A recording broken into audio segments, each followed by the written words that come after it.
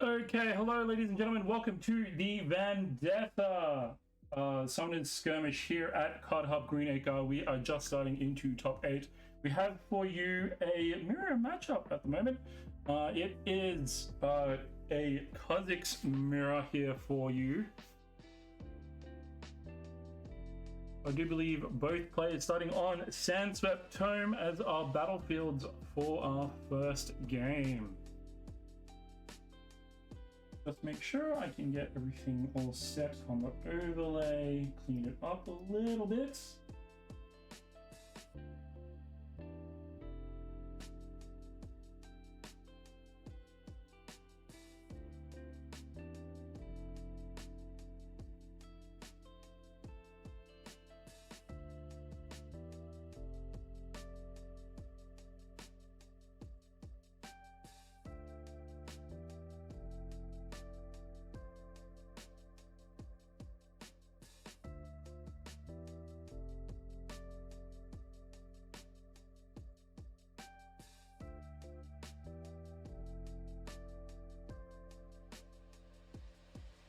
As we start off with Red Soldier Man being our first in seeding after our Swiss round.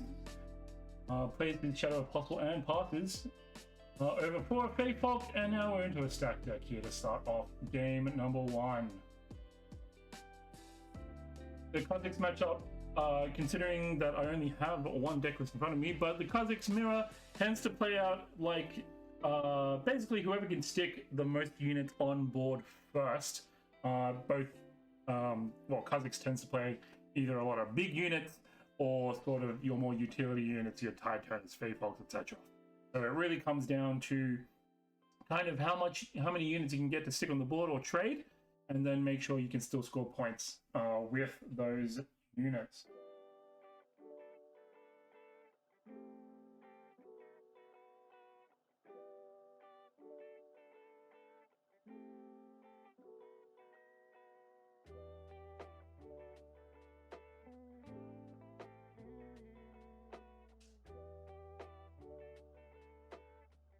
Passing over to Big Mom and passing back Fae Folk, pulling in our Shadow Apostle with Grim Resolve on top to complete the combo. Fae Folk will gain 2 XP off that combat as he pulled it into Sandswept Tome. So you will see both players try to aggressively trade creatures units out as much as possible while they can. Fae Folk once again pulling in both tentacles here, Void Assault and Grim Resolve here, proving incredibly useful as Big Mom will go up 2-0. Both players are helpfully keeping track of their score for me. But hopefully I'll be able to fix that in a second on the overlay.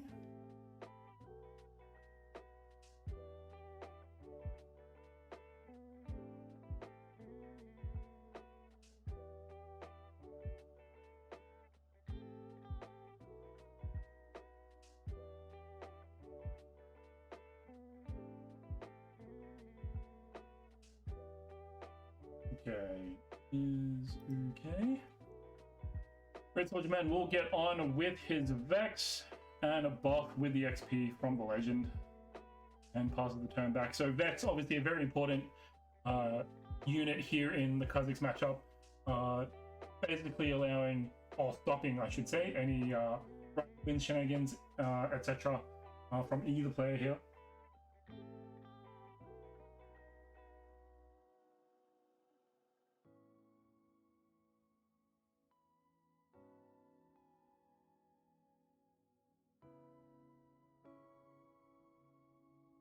More buffs coming down from the Legend ability, always nice.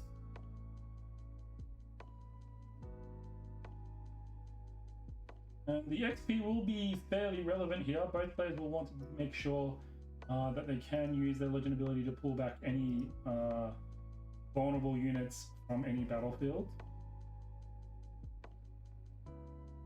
Ride the Winds, challenges, etc. shenanigans are pretty huge here, as we just see a Rampage come down to get rid of the empowered Shadow Apostle. Very sad.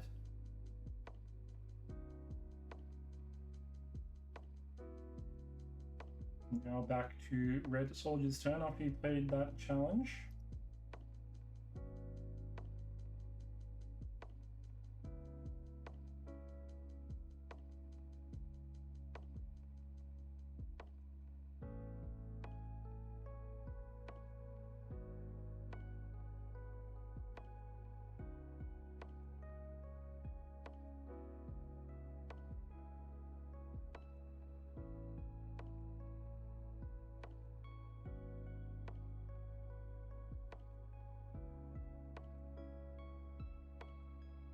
Up from the deep, just creating more units, like I said, trying to provide more problems here for the other Kazakhs to deal with.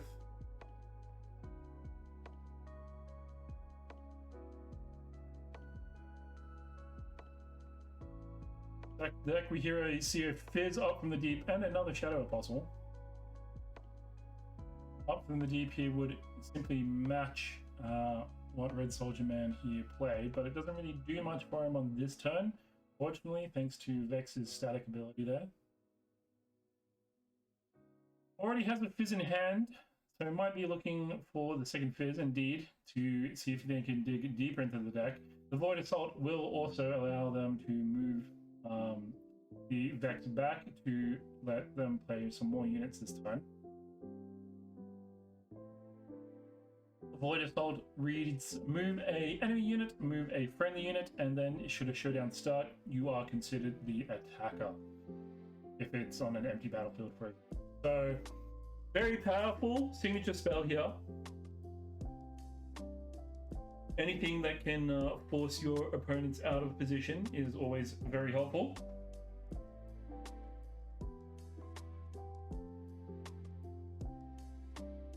Legend ability here being used once again to buff the Fey Fog.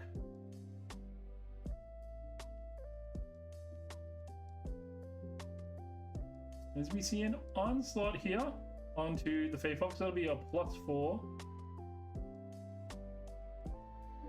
And we will see the Fizz resolve another Grim Resolve, so it's another +2. So mighty Fey Fog in here. 8 will cleanly get rid of a Tentacle and a Vex there for him. It'll be 8 to 7. XP there as well for the Kazakhs. Fortunately, the Fey Fog won't keep all those buffs there from the Onslaught and the Grim Resolve.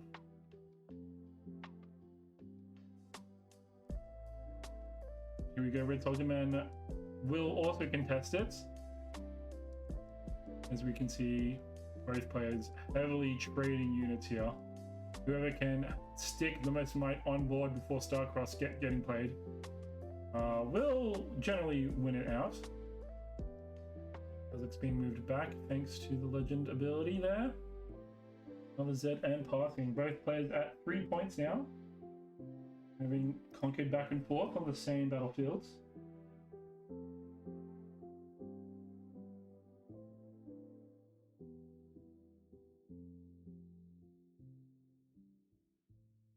Big Mom now in a little bit of a dilemma.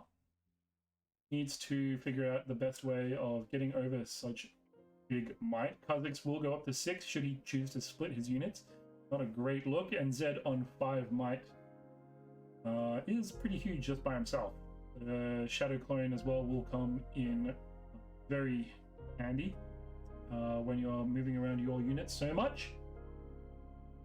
Make sure that no battlefield goes uncontested.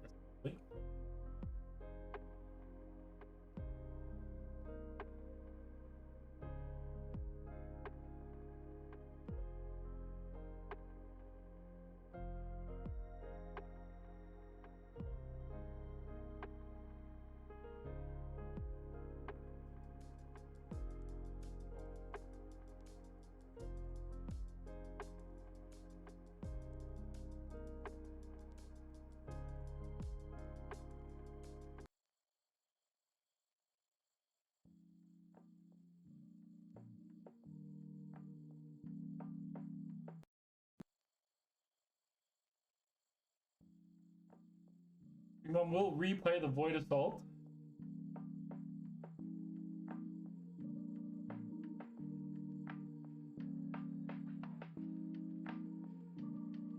moving Kazakhs over and saving Fizz here. So once again, trading very heavily here. That will score him an extra point, having Fizz move over to the other battlefield. And neutralizes the threat that Kazakhs did present here. So left with only 5 might. And 1 Fizz left on a battlefield. Passing back to Red Soldier Man awakens everything. Here we're still looking to contest as much as possible, 45.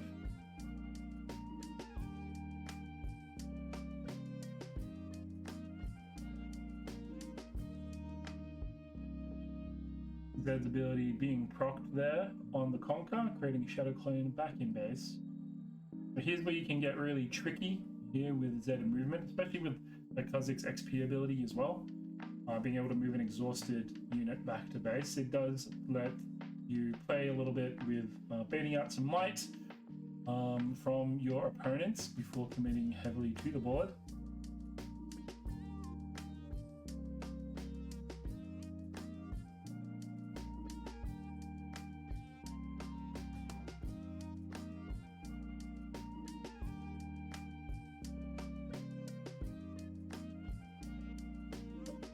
And a traveling merchant being played to base here, representing more of a potent threat on next turn.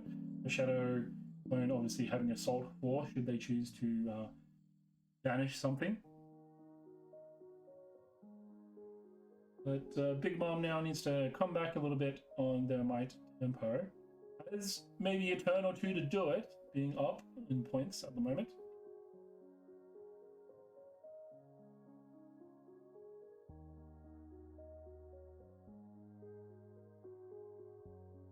Both players keenly aware of Kazakhs' +2 should they find any of their opponent's units alone.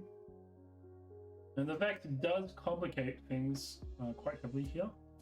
For Big Mom needs to figure out some way of getting rid of that Vex before committing any more units to the board.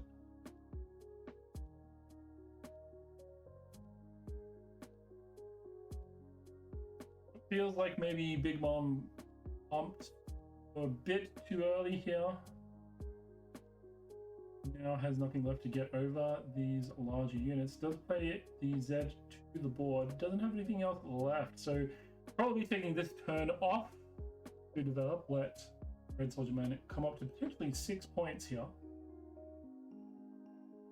Will indeed send in the Fizz. So not completely uncontested, but does not feel like their Fizz will represent any more value to them.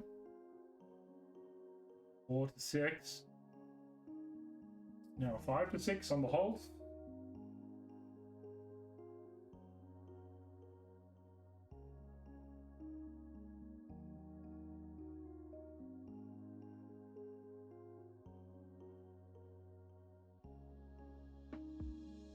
Sabotage being played here as he sees the Vex still left in hand.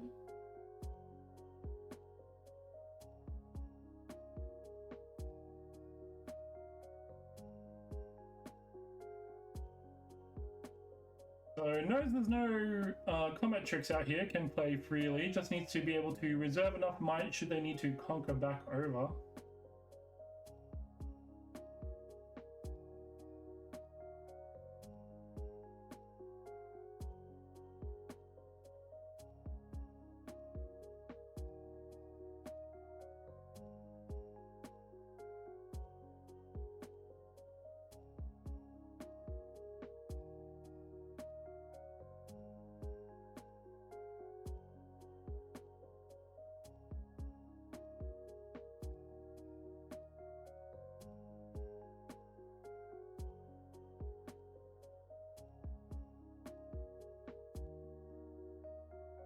Does indeed to go in on the Fizz, piles up on one battlefield here, 6 to 6.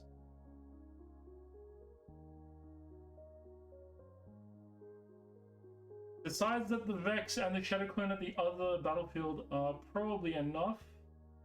Does mean that Big Mom will have to commit into the other battlefield before attacking the one that Red Soldier Man just took on the south. Needs to get rid of Vex if they ever hoped of having the Vex in hand being at all relevant.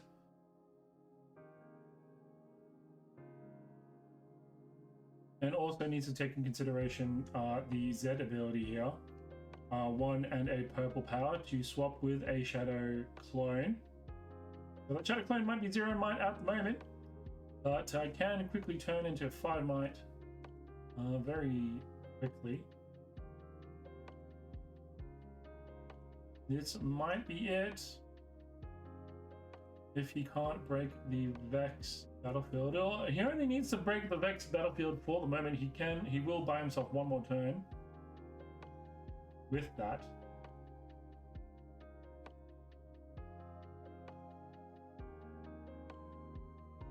That is the higher value battlefield at the moment, arguably. The Shadow Apostle and the Traveling Merchant with the Z on the other battlefield. There's not a lot of value you can get out of it, but stopping the Vex static ability is vitally important should they need to fight, which they will. They will need to fight a lot more this game.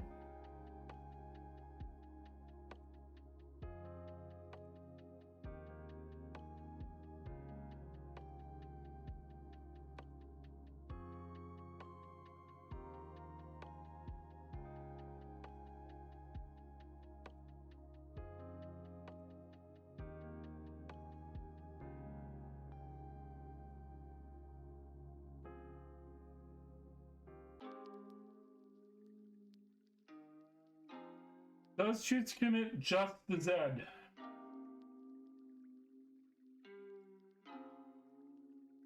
So, recognizing that the other Z can come in here, but it will be at least the kill on the Vex. Red Soldier Man does not need to swap out here.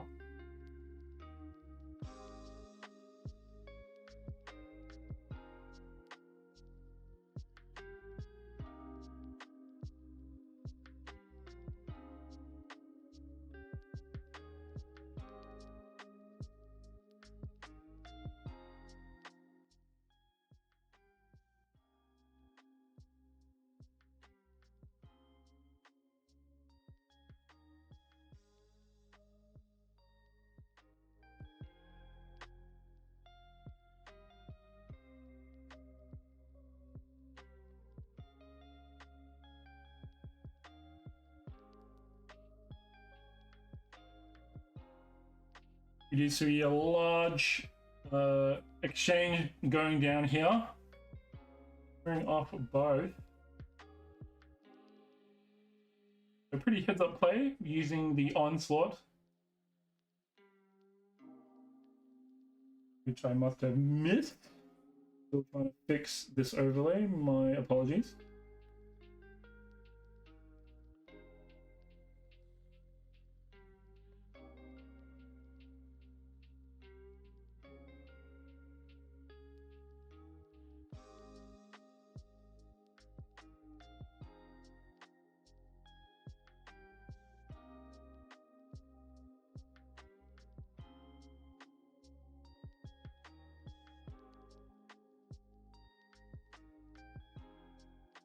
Big Mom now needs to decide whether to commit more might to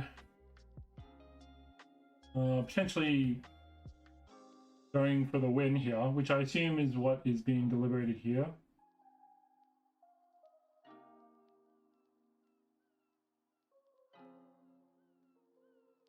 It's 6-6, and Red Soldier Man goes to 7 on this hold, and then potentially up to 8.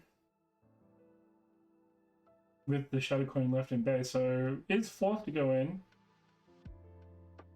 +6 with buff, then +2. It's quite a bit right the win here, just to save the Shadow Apostle. Looking to really hold on to 7.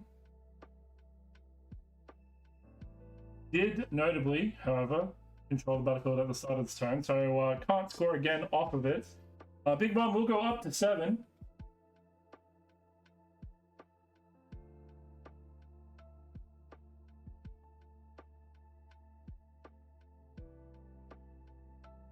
And then passes the turn back to Red Soldier Man. So Red Soldier Man here in a bit of a pickle as well. Will be the concession, can't find it. So it will be the end of game one. Big Mom will take that first game.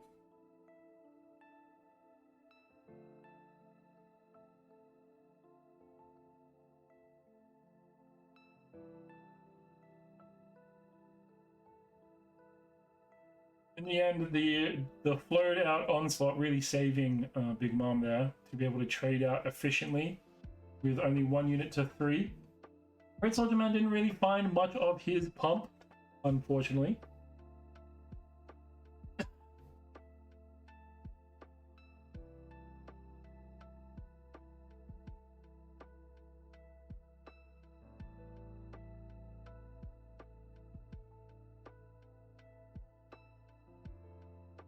Both players now heading to the sideboard. So we're looking for as efficient units as possible, essentially. The more units you can get to stick, better chance you have of winning this matchup.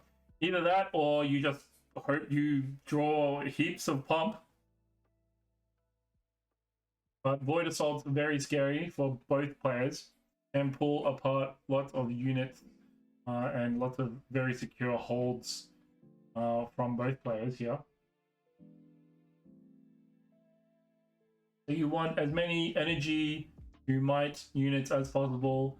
So we're looking at what, like purple Zeds coming in from the sideboard.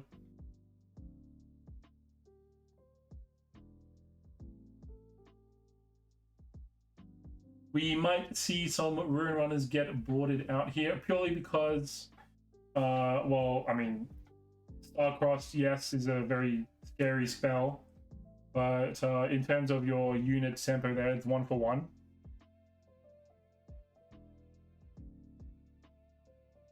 And Ruin Runners are not your most efficient in terms of energy anyway, unit out there. So more purple Zeds could definitely come in from sideboards. Really depends on how both players try to approach the matchup. The Void Assaults can be used to also conquer very quickly, moving your opponent's units off battlefield, so then your smaller units can conquer for free. So there's certainly 2 different axes you can go around this matchup. Generally, Kazakh's decks, I believe, would be playing as their battlefields Sandswept, Tome, Star Spring, and Forbidden Wastes. Forbidden Wastes obviously synergizing quite well with the Kazakh's chosen champion.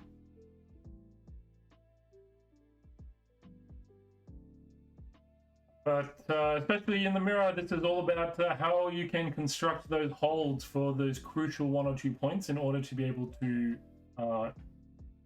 gain the lead over your opponent.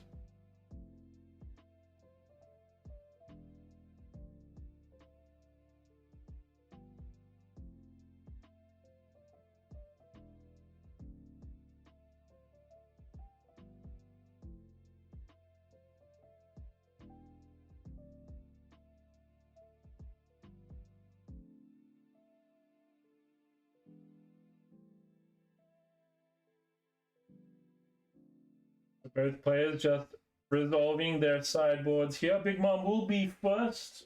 Correction, Red Soldier Man will be first since he lost the first game, even though, as we all like to say, going first is the best idea.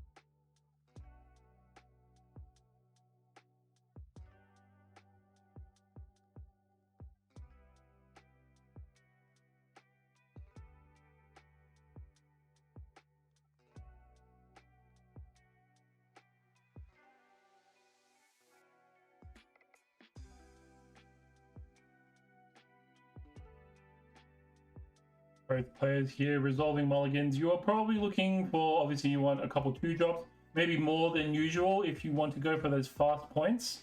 Forbidden Waste and Starspring here. So we're looking at not symmetrical battlefields here.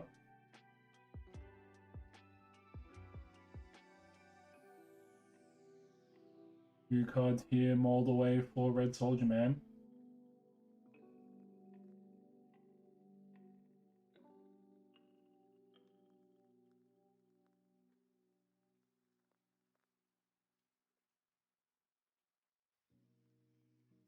I'm not sure why Big Mom went first, but apparently I'm wrong with who won game 1. But we'll fix that now. Whoop.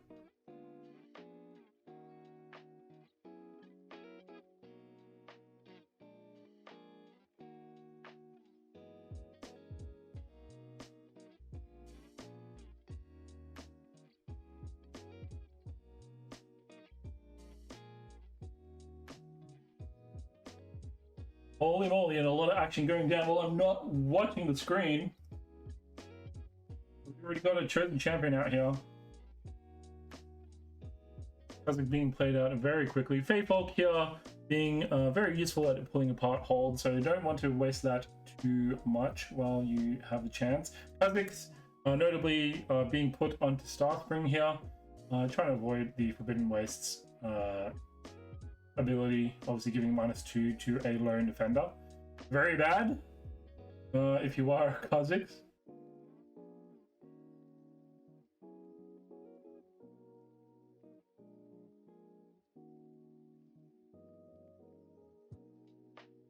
Tentacle being put into Forbidden Wastes.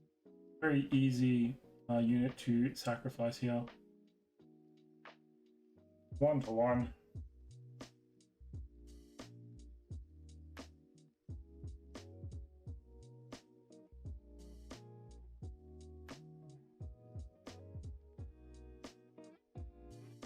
Is here replaying the Up from the Deep, I believe. And Red Soldier Man will pass the turn.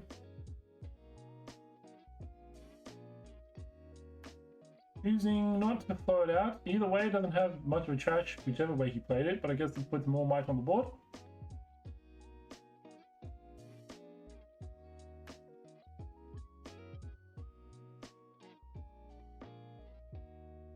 Playing Vex here on the Starspring seems like a pretty juicy line of thought here.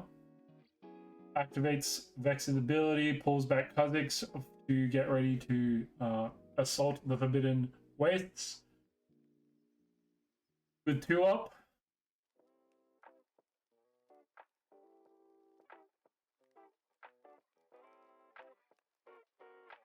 Obviously, sabotage being used first, just to clear any little tricks here, should they be available. We see Rengar, Void Assault, Starcrossed, and a Punch first. Notably can't play the Punch first because he doesn't have any orange runes, any body runes available to them. All of the 4 for Red Soldier Man are chaos at the moment. But we'll take away the Punch first anyway. And it is clear the way for a Vex to come down on Starspring, should they choose to go in with the Kha'Zix onto Forbidden Wastes.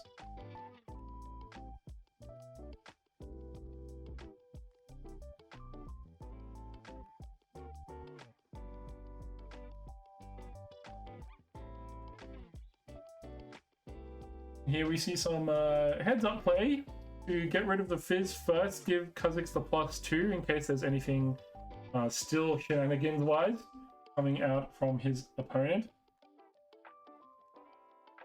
Something Merchant being thought about here, with 2 having been exhausted. Chooses instead to play the Vex. Indeed, there's not much reason not to in this particular board state. The Void Assault would not occur anyway with Vex out onto a battlefield, as Kha'Zix is pulled around up to 3 points. 1 from the hold from earlier, and then conquering onto Forbidden Wastes. Is pulled back with his legend ability, and the turn is passed back over to Soldier Man.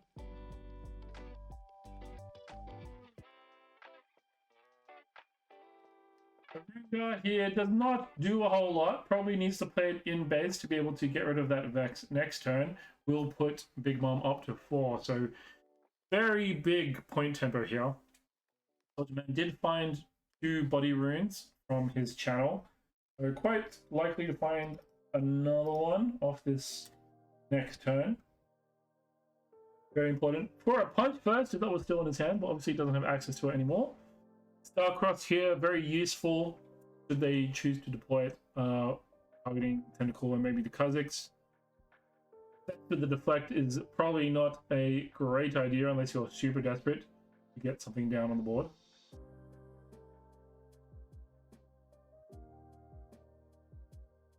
Void Assault here coming out. Looks to be quite devastating here with the Kha'Zix versus the Rengar. Kha'Zix will get the +2 against the Rengar to 4.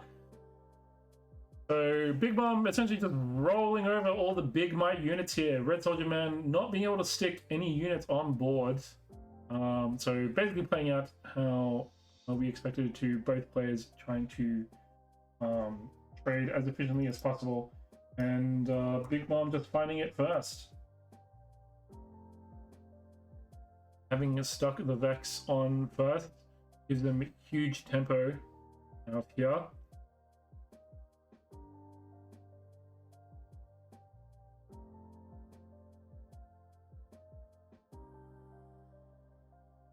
One to 5 is a very tough scoreline to go up against.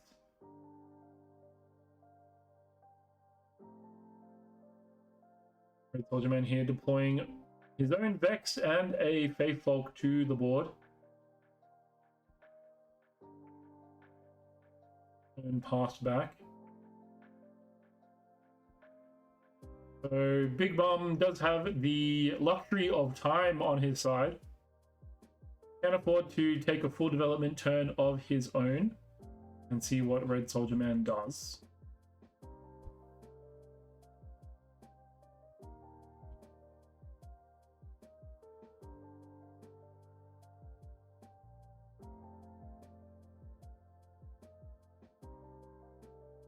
Goes up to 6 on the Conquer to Starspring.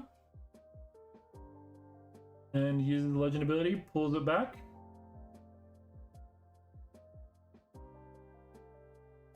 Rengar in base, so both players essentially in a little bit of a Mexican showdown here.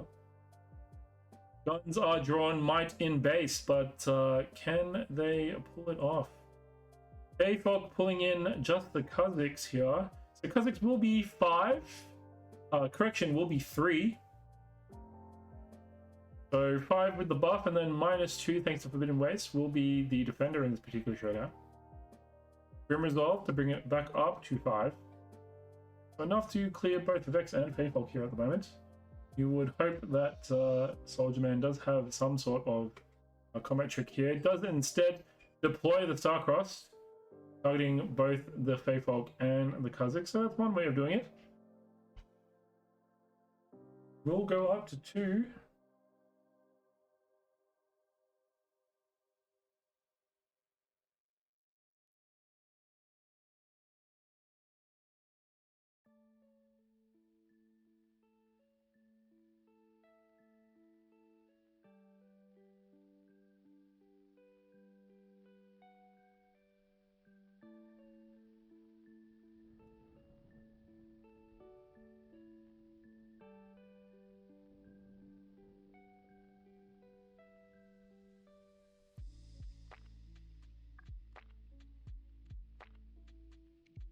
Red Soldier Man does need to tread carefully here. Can't afford to not present a threatening hold here, but also can't necessarily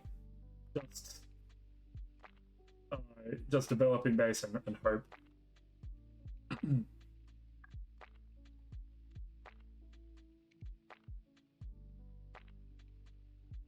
Needs to find some way of trading efficiently here. Rengar and Kha'Zix will, I believe, face off here. Kha'Zix will get the +2.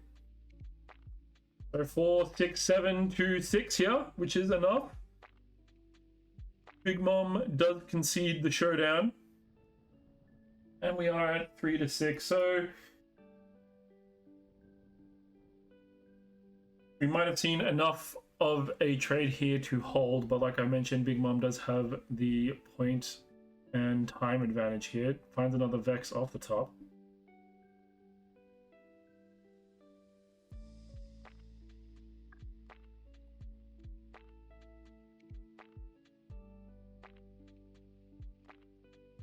Needs to find the same efficient trades wherever possible. Grim Resolve +2. So Vex at 7. Pushing into VEN Wastes. No response from Red Soldier Man. 3 to 7.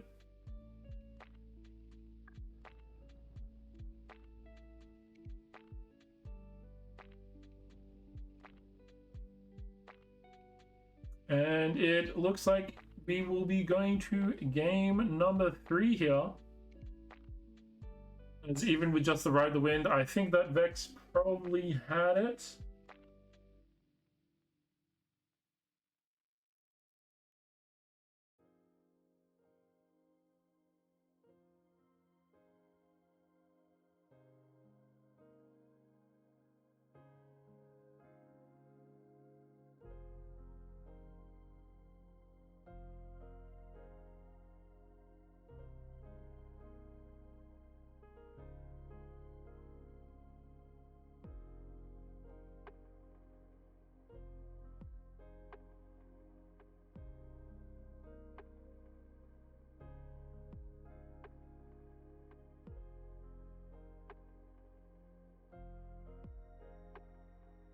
As both players now think about the sideboards once again. Its turn order will swap once again.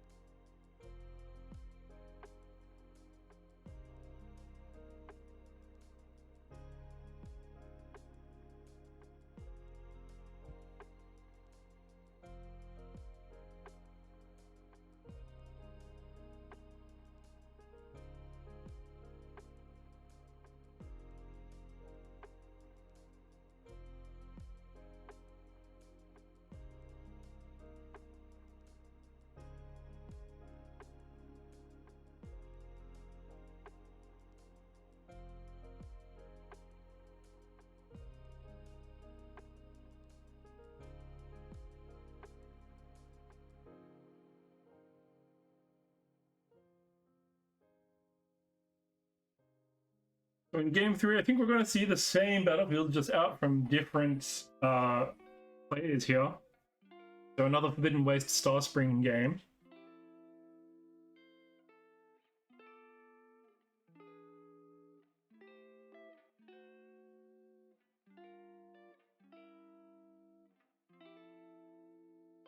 We see Faithfolk, 2 Starcross, I believe, and a Punch first from a Red Soldier Man, and then a Ride the Wind and something else being mulliganed here from Big Mom. And a Void Assault and a Stack Deck being picked up, as Red Soldier Man will lead us off into game 3 here in our top 8. Faithfolk being deployed and turn past. Up from the deep, always super useful. 2 tentacles on board. Arguably, probably the best card to come out of Vendetta. Really giving Chaos some way of being able to fight against the tokens and the unconditional removal from Order. All the week doesn't hurt so much when you have a tentacle you can sacrifice.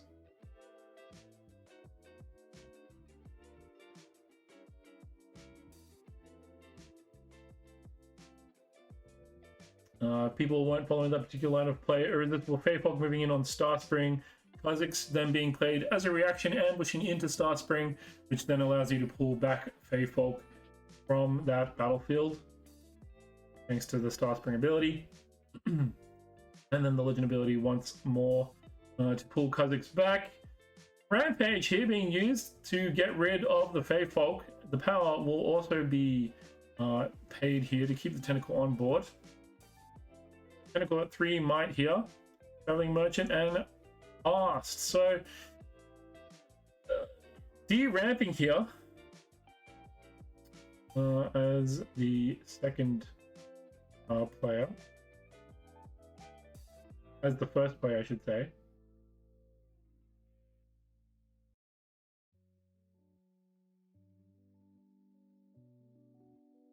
But that Fey Folk can pull apart some pretty annoying holds here.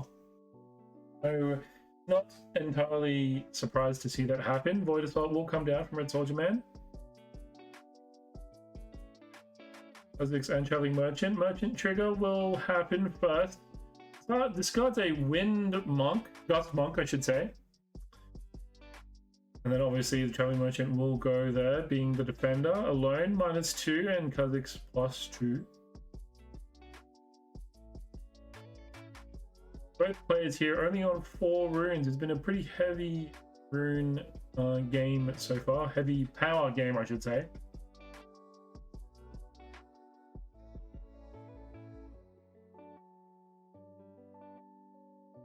Choosing to use the legend ability once again brings back Kha'Zix home.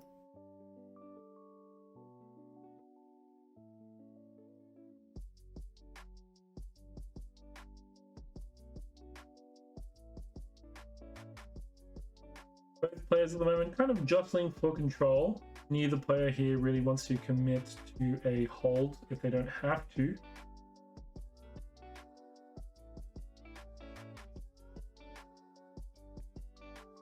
Both players looking to maybe save their larger combat tricks for when they have to clear a particularly annoying hold.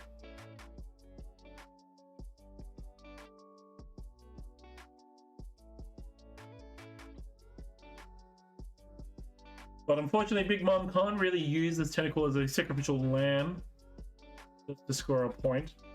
Really needs to dig to find more units here to put onto the board. It's just by themselves is pretty large.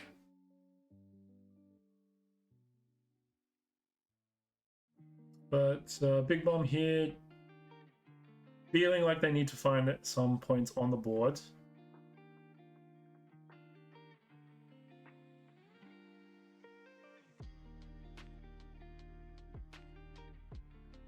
We do see the Fizz played. I expect to maybe see the Challenge Indeed being played once again.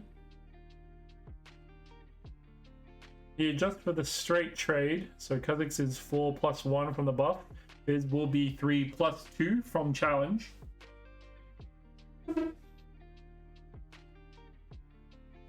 Not Challenge, Rampage, I should say. Hard Bargain here being played, just to tax them some more. And the 2 will be paid. So both units will go into the bin. And Big Mom will pass. So it does manage to hold up one or potentially a punch first if he had another body rune somewhere. Unfortunately, facing the same problem as Red Soldier Man did last game. Had the punch burst, but not the runes to play it. Sabotage coming down is massive. We'll see the punch first, Void Assault, and Traveling Merchant in hand.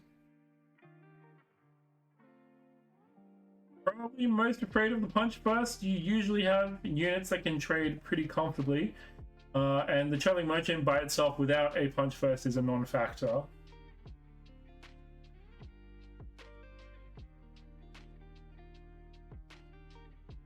But Void Assault being taken here. The Rampage in hand from Red Soldier Man will let him get rid of any particular units before he's able to use the punch first. And indeed, the Rengar coming out will seal the deal.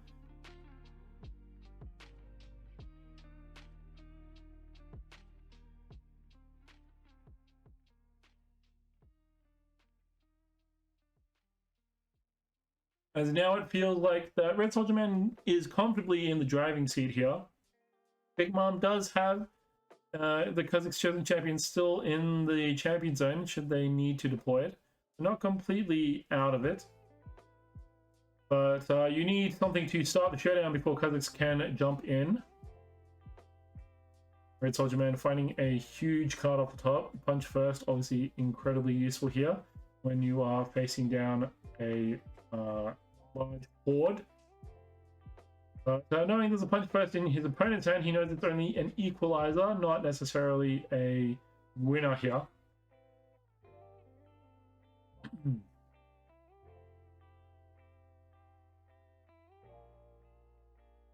Just due to unequal knowledge, probably is looking to play that punch first more offensively. Force his opponent to use his punch first in a non-optimal moment.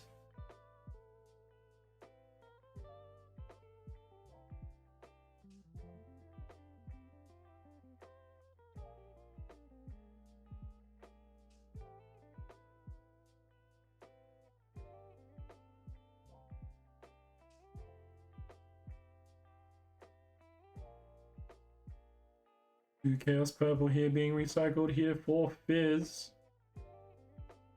Indeed choosing the Void Assault, so prepaying the Void Assault cost. Rengar and Traveling Merchant going together, forcing him to discard something that will go the Traveling Merchant in hand. Finds a stack deck, which is not the worst thing. Can't even use it right now. Finds Vex, Void Assault, and something else in hand. A Rengar, I believe.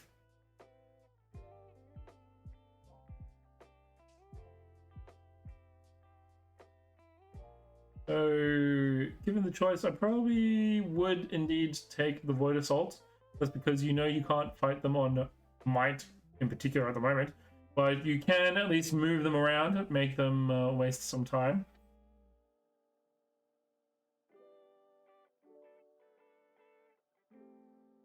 As Soldier Man will go up to 5-1, so very comfortably in the driving seat here.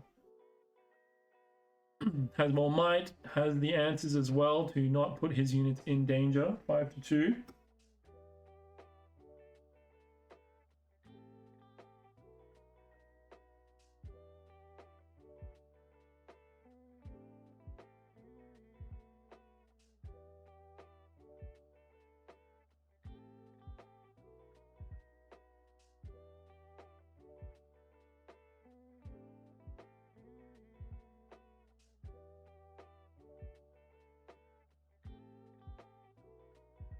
So, in fact, Big Mom will get it over on Red Soldier Man here. Being able to move Kha'Zix and Rengar to the pigeon weight. So Rengar will be on 4, Kha'Zix on 6. Red Soldier Man knows there is a punch first in Big Mom's hand. So big risk here to try to use the punch burst here. Chooses indeed not to deploy it. I think is probably the smarter decision here. Deprives Big Mom of that information. 5-3.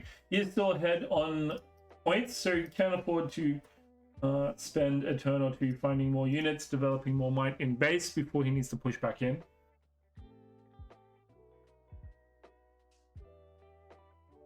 6-3.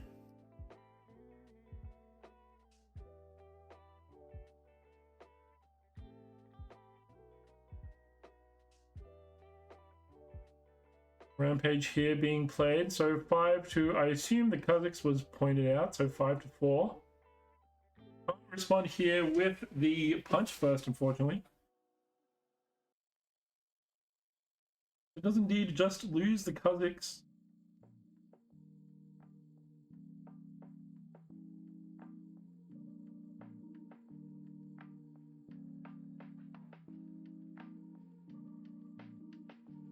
And passes. So no, there's a punch first in hand. But doesn't really see a decent way of how these tentacles can get over it. That Grim Resolve might indeed become very useful here. Punch first plus the Grim Resolve will be a +7, 8. And the buff would be 9. Going in on 4 should everything be deployed here. So Grim Resolve here being used first. So 4 might total. 2-4 even trade right here, presenting the issue. Punch first being forced out. Hard bargain here, probably going to be the response. Indeed it will be. Fizz is taken off the field. The irresistible Feyfolk does still present a little bit of an issue here, but with the punch first in hand, he can't use the Feyfolk offensively at this point. Correction, at this point in time. The Big Mom roaring back here, being able to deploy his own buff very efficiently. The Fizz being left out on the Star Spring was maybe a little bit ambitious.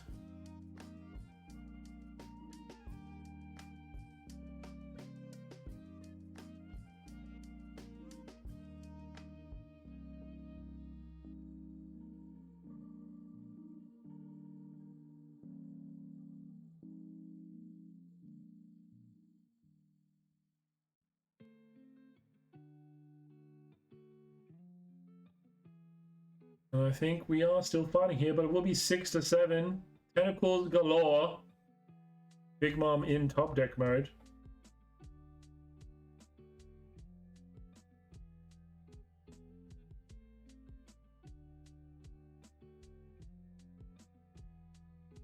Hope it was something worthwhile. Can't afford to pull back from both battlefields here, unfortunately. Already having the tentacles split is also a little bit of a problem.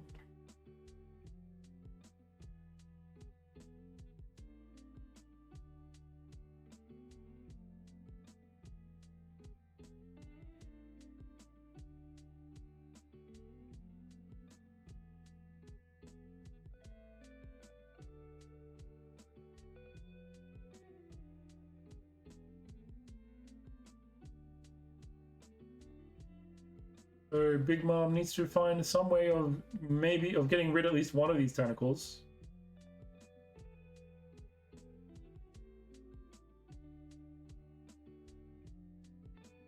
Is it to move back the one on the Forbidden Wastes? And basically has to hope that Red Soldier Man doesn't have any sort of pump spell here. Because basically anything will get over this tentacle. Grim Resolve, Discipline. Oh, Discipline's not in these colors, excuse me. But there is a punch first drawn here from Red Soldier Man, so he's just about to lock this up unless Big Mom drew another hard bargain or something similar. But even then, hard bargain can't get around the number of runes that are here. Punch first being revealed here with the tentacle.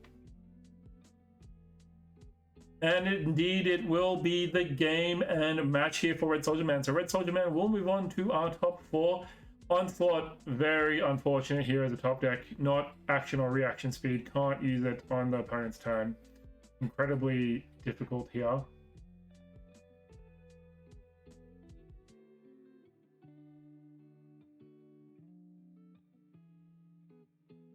That's the wrong pump spell at the wrong time.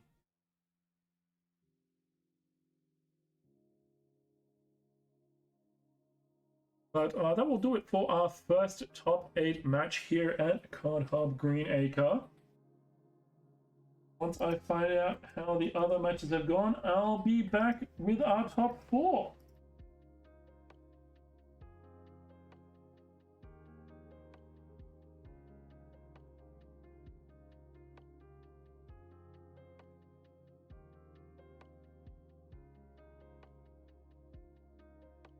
Alrighty, no worries.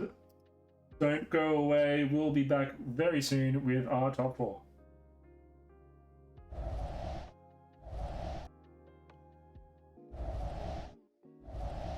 Okay, welcome back, ladies and gentlemen. We are in our top 4. We have Kennen and Vex here for our top 4 matchup.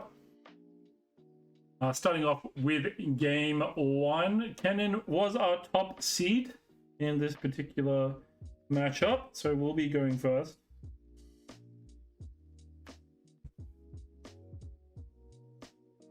Treasure Hunter and Passes. So Kennen, the most prevalent deck that is going around is the Miracle variant. So we're looking to look through their deck for a lot of well, basically just looking through the deck a whole bunch of times. Lightning Rush, stack deck, trying to find Nocturnes, Rastas, really high might units for not a lot of energy and power costs, and then proceed to kind of take over the game from there. A lot of cannons tend to be using sort of a Call the Weak, Ride the Wind, generically good kind of removal and package. Chaos basically in its full glory. Treasure Hunter here will find a gold here for cannon and present 1 point on the board in game number 1.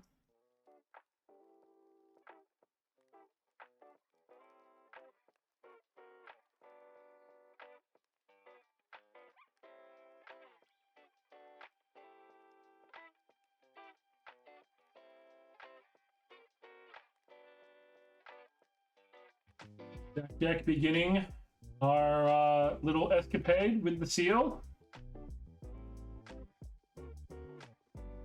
Cannon becoming empowered whenever you play something not from your hand. Very powerful. Also includes the Chosen Champion because it's not from your hand. Nocturne here will empower cannon, indeed, found from the stack deck. And this is why the seals are super important in the cannon deck here. Lets you play things out without having to de-ramp yourself. And cannon will also be deployed here from the Chosen Champion zone. 2 burnt, 2 up from the deep. Pretty decent hits here. Cards that you can 100% play from your trash. Up from your deep, up from the deep being probably one of the best cards released in Vendetta. I think I've already mentioned earlier this broadcast.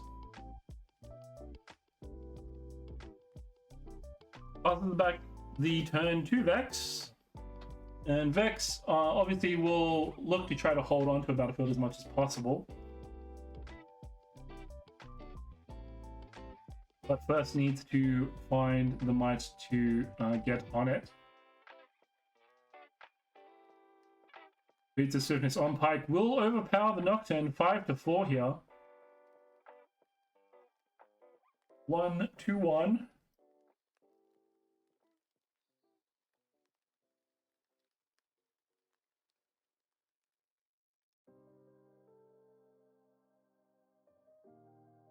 And now Vex will get to deploy their suite of hidden cards here. Does mean that they will go quite low on cards.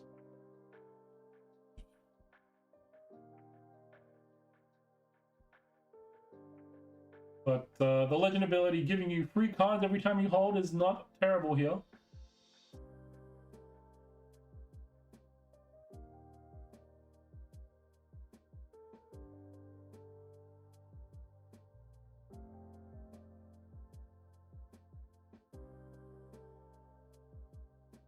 And then now stuck in a little bit of a predicament.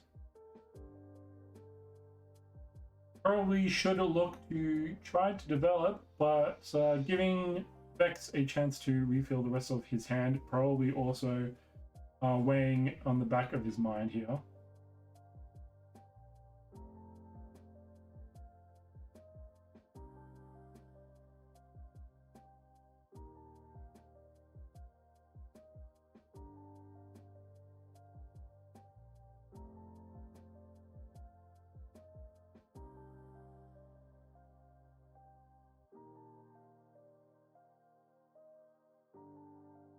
There is somewhat of a line here of moving cannon in just to be able to replay a stacked deck should they need to look for answers, but has some sort of answer instead. Salvage here, coming out for the Bits of Swiftness. Drawing 1.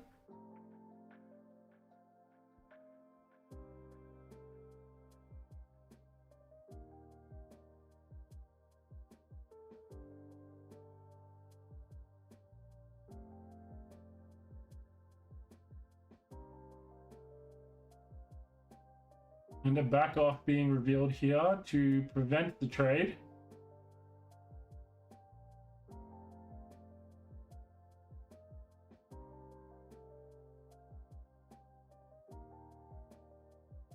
And cannon will bounce back. So cannon 4 might to 3 of pikes.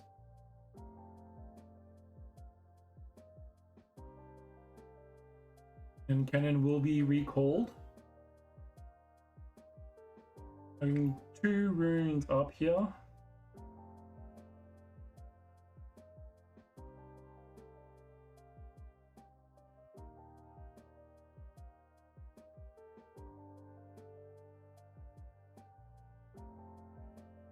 The win on the down Warren, so still looking for a little bit of card advantage here.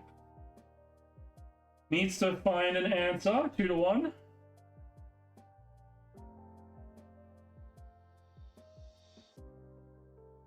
Card and draw off of down Warrens. And Cannon, of course, brought it back safely to base.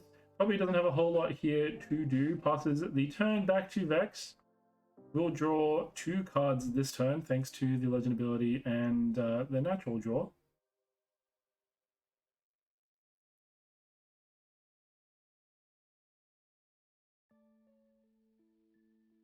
Next, now here needs to construct a hold against possibly another Rasa and a Nocturne being found here, but he has 2 turns to do it.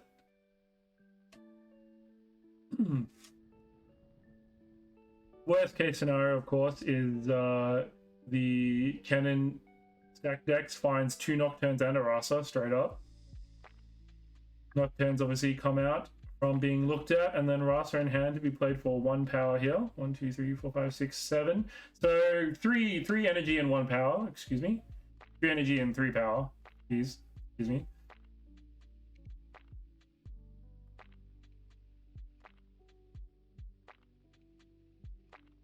Emo being deployed, likely indicating that the hidden card is going to be an Evelyn here to pull in the cannon.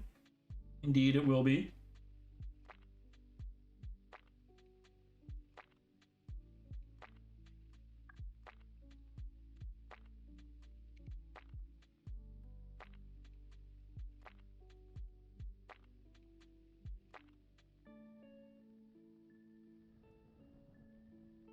Assault 2 coming in here from the legend. 6 might up here against 8.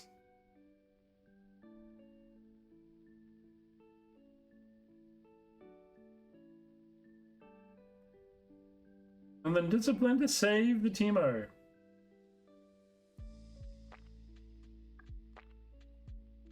Oh, well, I think the Teemo needed to die anyway because the other 2 had backline, maybe? Can't remember. Well, Evelyn 100% could not die, so it was just a matter of picking one way or the other.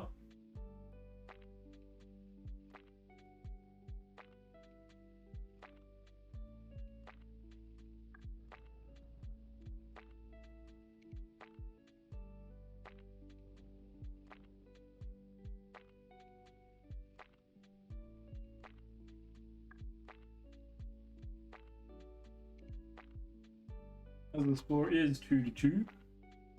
Excuse me, because of the hold from Vex. Well, being used to refill up the bandle tree here. And turn is passed back to the cannon player.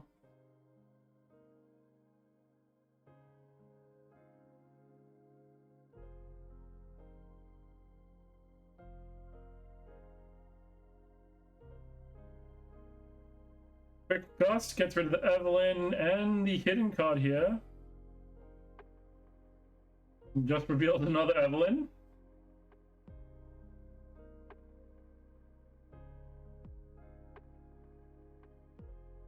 And cannon, when you can't get the engine going, is a little bit sad to watch. You do need to find a steady stream of stack decks or lightning rushes to continue the chain. And much of the difficulty of piloting the deck is being able to chain those effects correctly to give yourself the maximum amount of chance possible to find those Nocturnes or Rastas, etc. It is being replayed here.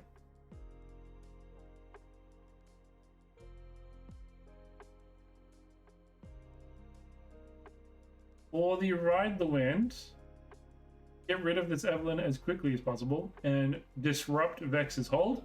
which is fair enough. Doesn't want to let them have another card from the legend ability. 3-2.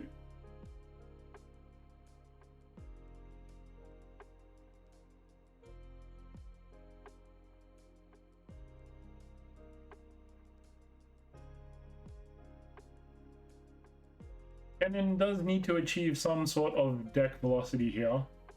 Vex has already had a little bit more card advantage here already, thanks to the one legend ability proc from last turn, as Cannon will pass the turn back to Vex.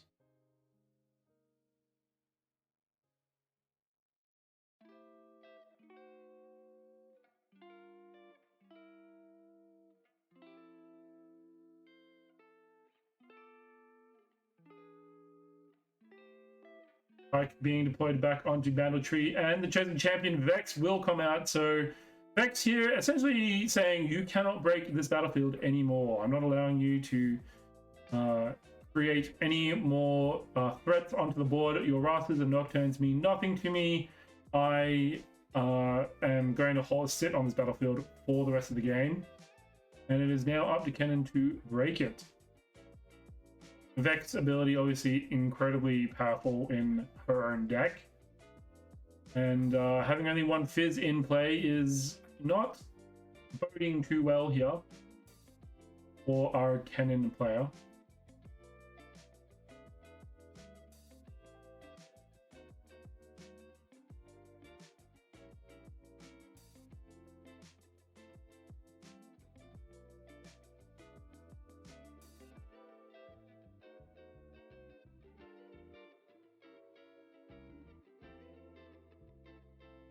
Cannon just in the tank for the moment. Probably realizing that the main game plan isn't going as imagined.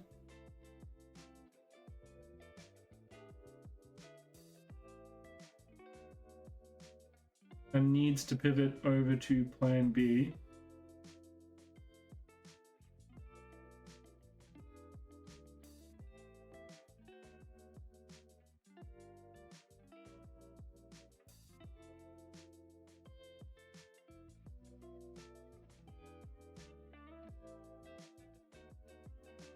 I think the main decision point last turn, Fizz plus Ride the Wind, was a little bit interesting. You do want to break Vex early. It is quite important not to let them run away with card advantage. But there is an argument to be made that perhaps the Cannon hadn't yet developed enough to be able to pull off that particular maneuver.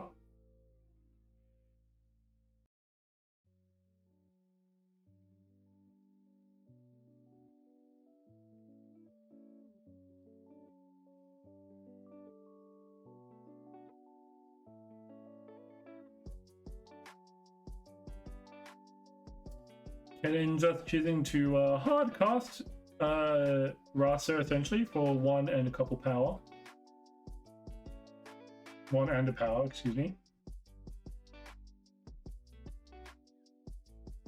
Realizing the need for might immediately on board, Vex is will get another proc probably off the legend ability here, unless the Cannon feels like they need to filter their hand a little bit more.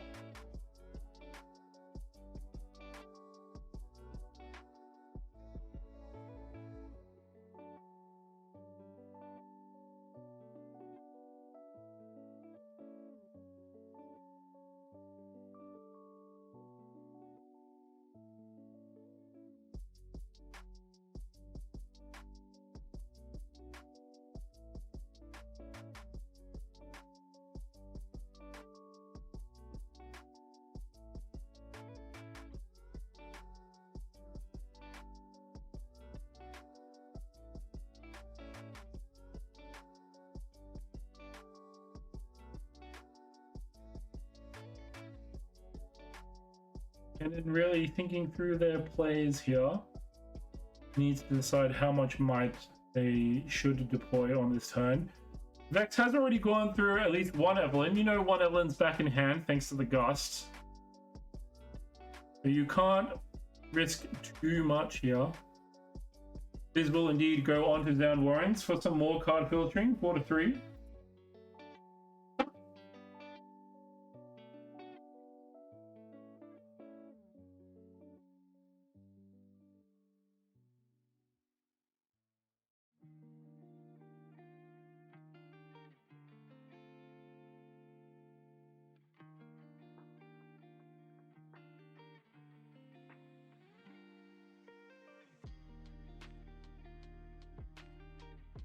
And a treasure hunter.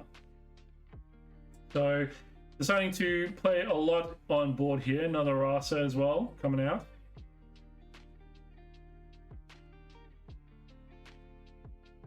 Brutally leaving 2 up could be a hard bargain, ride the wind, etc. Probably a ride the wind if he doesn't want to leave much too vulnerable.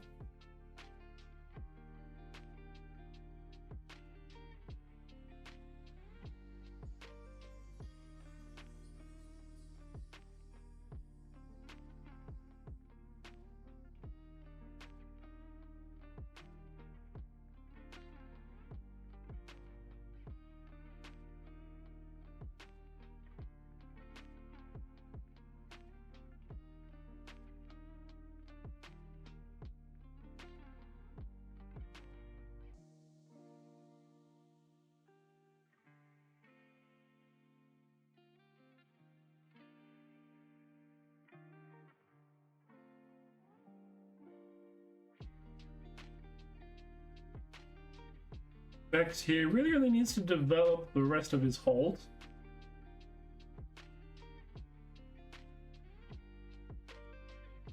Dust and back off will be recycled back to the deck. Last rites will be attached to Vex, I would assume.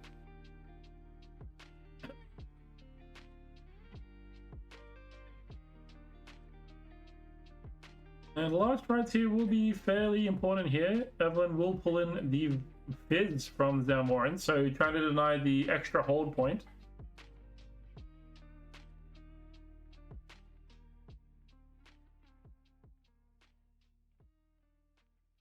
And a tactical retreat will be played. Not a card you usually see. But it looks like it's going to be defied right here. Indeed it will be.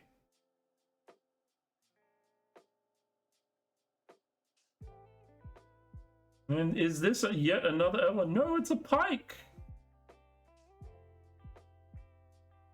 Indeed, choosing to reveal them both, get more gold out, means that you can hide even more cards. But having only 1 card in hand tends to show that you just believe in the strength of all your units here. That being said, 12 might plus the treasure hunter is quite large.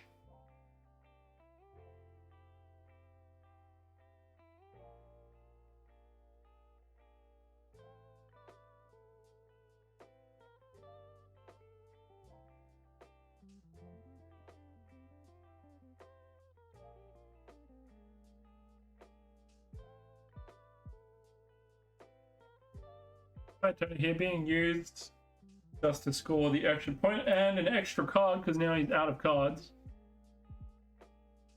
And really putting the pressure here on Kennen. Kennen not having enough time to be able to find his primary units of choice. Did find 2 Rastas but had to pay at least some energy for them. So not ideal.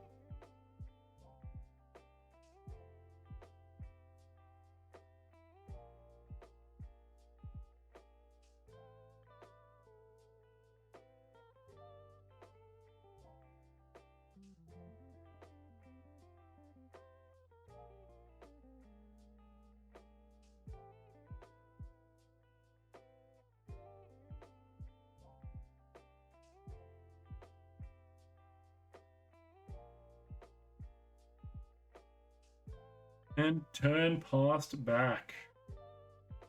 So Vex has been removed back to base.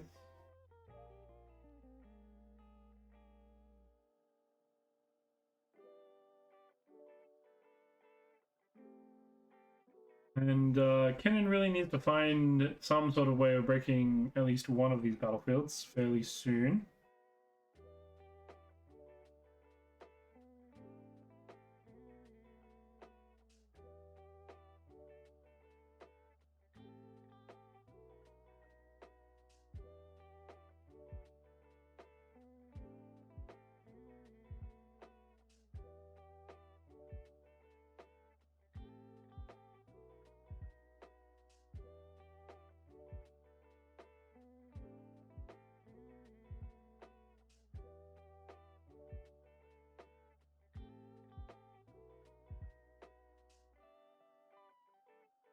Rasa being sent in here to clean up.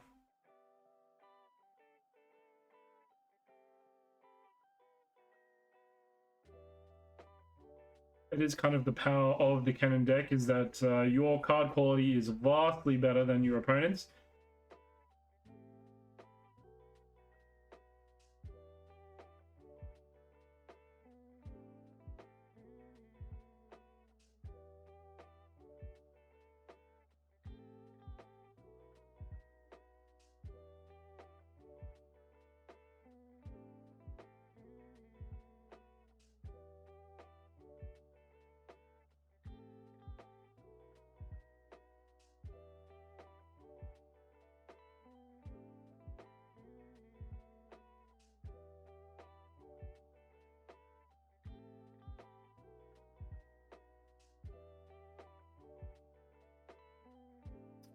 Choosing to deploy the last right, it's probably not what you're looking for here, particularly as a cannon. I think we've only seen one stacked deck this entire game, which is a very unfortunate thing if you're a fan of cannon here.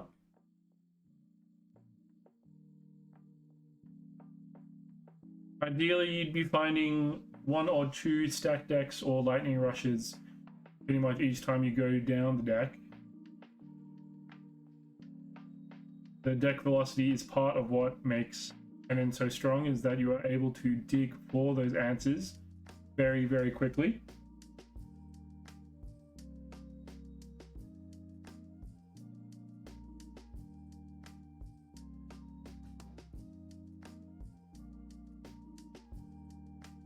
Last rights will be equipped here, sending treasure hunter and I believe it's 2 treasure hunters to the bottom.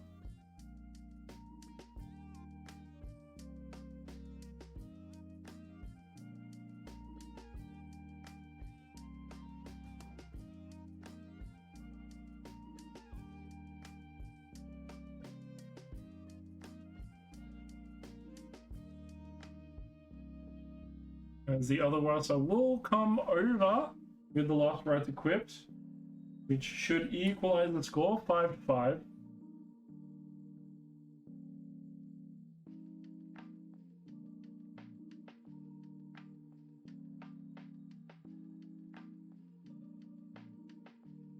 As I believe we are seeing a little bit of a judge call here.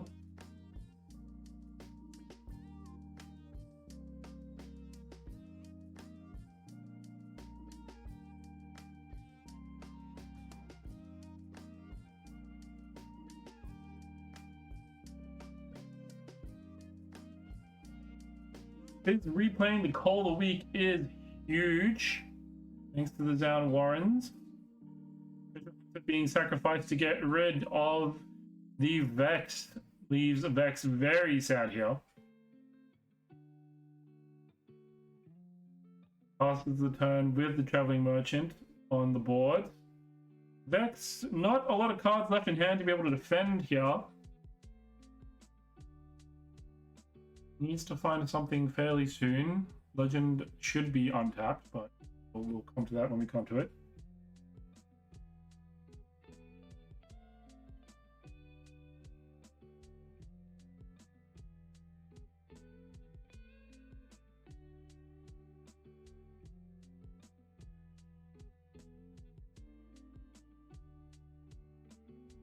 And it does look like it is the concession from Vex, so I believe our cannon has won game 1 here. As the players reset here for game 2. So, concession from Vex, didn't find what they needed off the top. And cannon, even though it looked a little bit sketch, did manage to pull it out with the 2 Rasas and the last rights.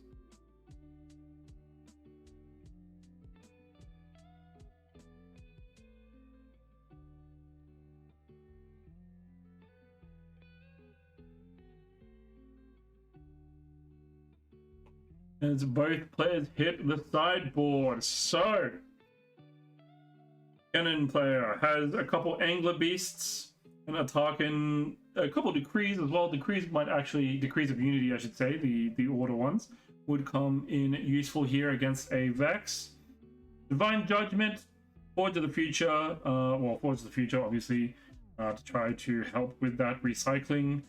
Invert Timelines, also similar, wants to try to rebalance the game. If they get too low on cards, then at least you can reset your opponent as well if they've gone too far ahead with card advantage.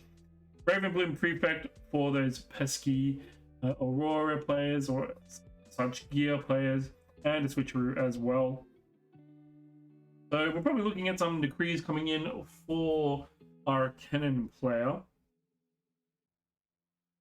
Divine Judgment might also make an appearance if they feel like they fell too far behind Vex and need some way of being able to reset the battlefields in some way. On the Vex side, we have 1 Bone Skewer, 1 Crumbling Sands, 2 Disarming Rakes, 2 Emperor's Divides, 1 Gust, 1 Hard Bargain, 1 Not So Fast, and 1 Raven Bloom Prefect.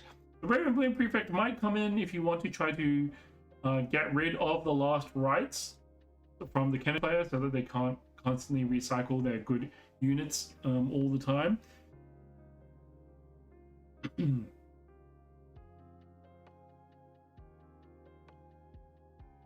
The Emperor's Divides might also here be quite useful against sudden outbursts of Nocturnes and Rases. Keeps your units a little bit safer, as you do need to keep more units on board, thanks to your units being a little bit lower quality.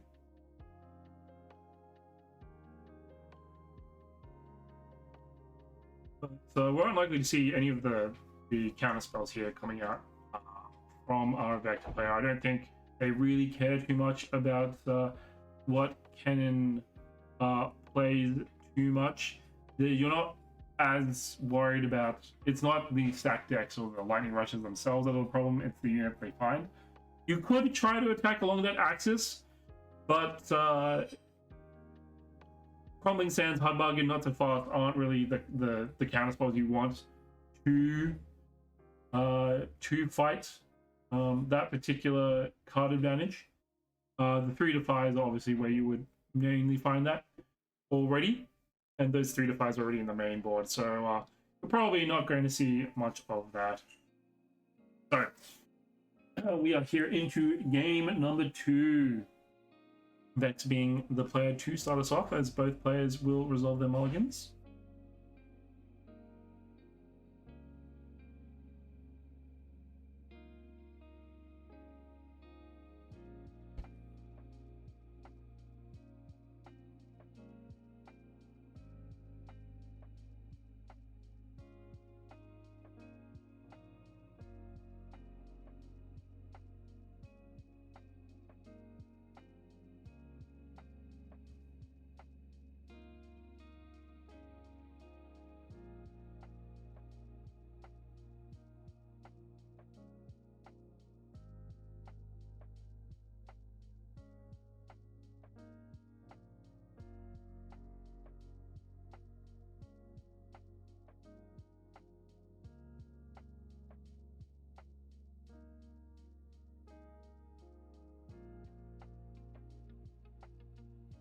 And we're off. Vex starting us out.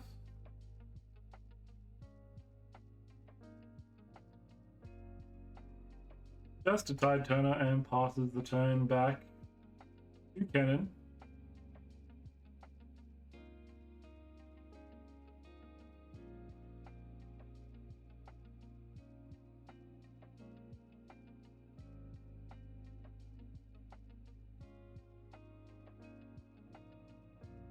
Traveling Merchant of their own. Do we see the stack deck or Lightning Rush special? We do not, unfortunately.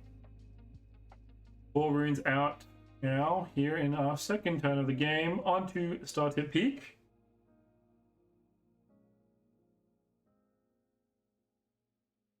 So it looks like it will be 0 to 1 here. And I believe we're about to see the Vex immediately deployed to Startip Peak.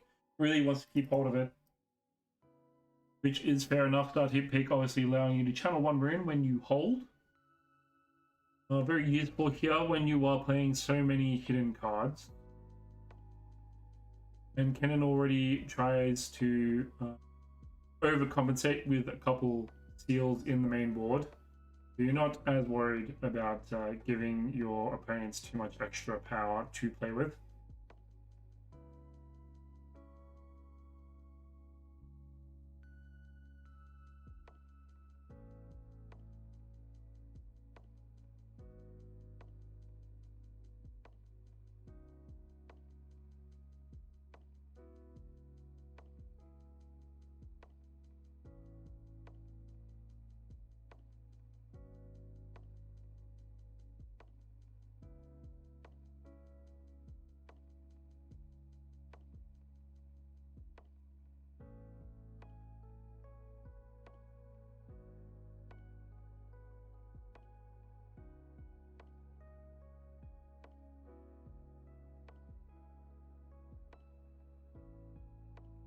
And then now deep in the tank, a lot of cannon players, you have to think very far ahead about what your odds are, what your probabilities are of hitting the cards you need from stacked decks and lightning rushes. Choosing to just pull the traveling merchant in there and casts. Oh, sorry, excuse me. On the move trigger from the traveling merchant, discard the switcheroo. It really needs to have something here to make this work.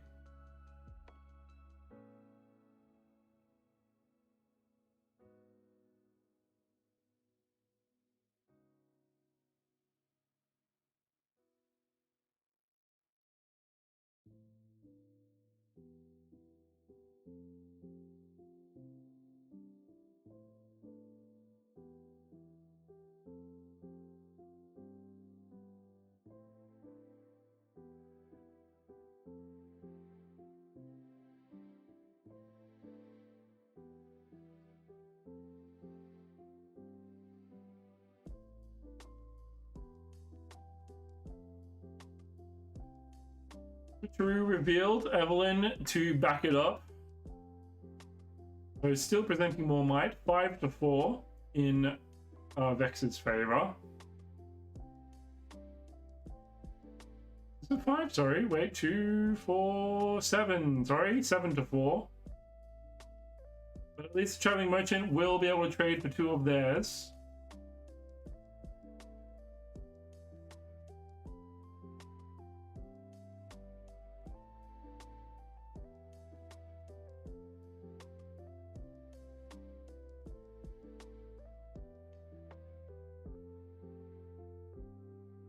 But now the cannon player is very low on runes here. And chooses to go down even further. Pretty much has to at this point to keep some sort of board presence.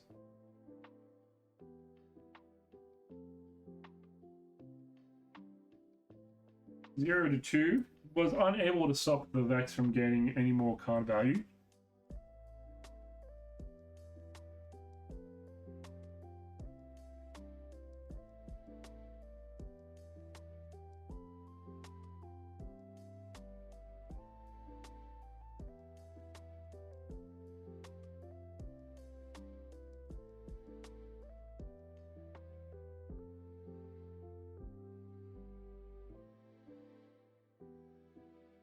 Playing against Vex does kind of warp the rest of the game around the battlefield that the Vex player is trying to hold on to.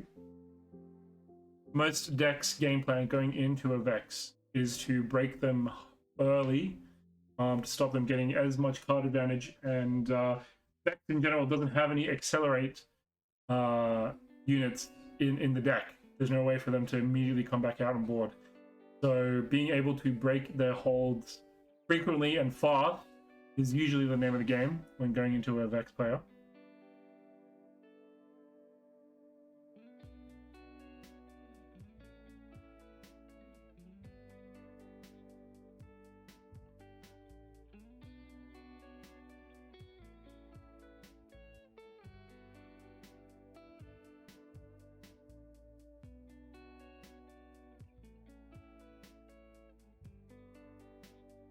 Vex just calmly reconstructing the hold.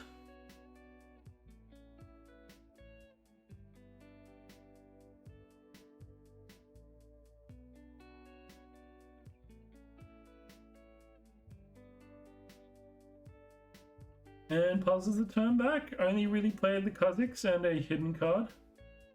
Ah, Rebuke, very nicely done here for the Kazakhs. But once again, the cannon is super low on runes here.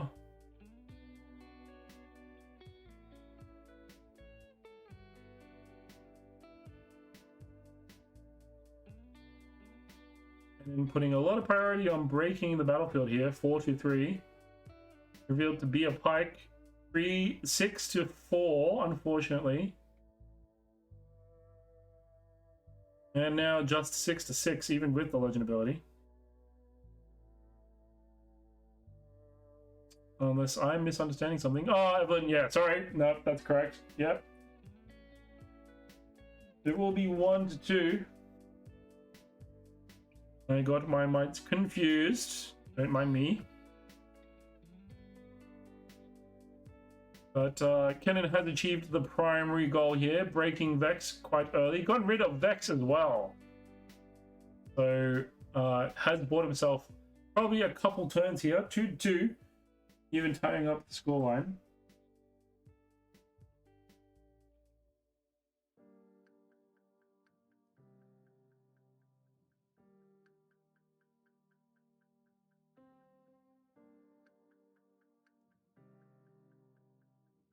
So definitely bought himself a couple turns. Needs to be mindful that there is a Kha'Zix in hand that can ambush this poor cannon at any time. But the Vex player probably doesn't want to risk that Sona having to go in and being traded off on.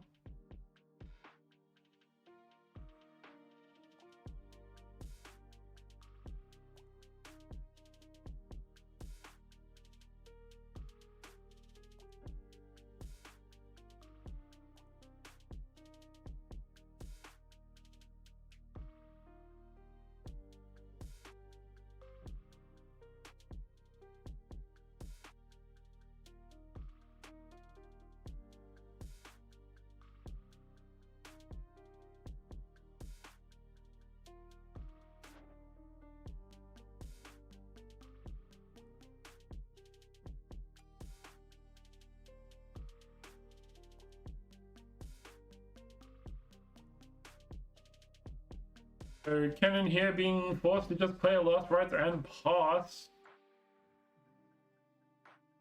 Obviously not very safe being a lone unit out on a battlefield.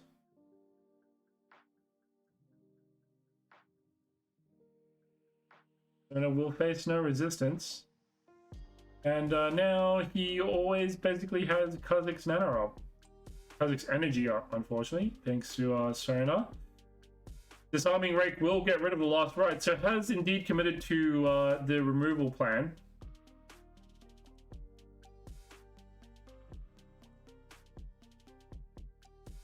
Decided that recursion is not something they want to deal with.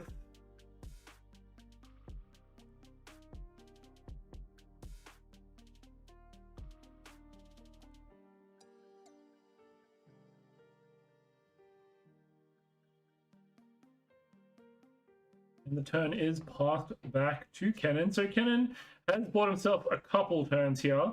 Managed to get half of his runes back onto the board.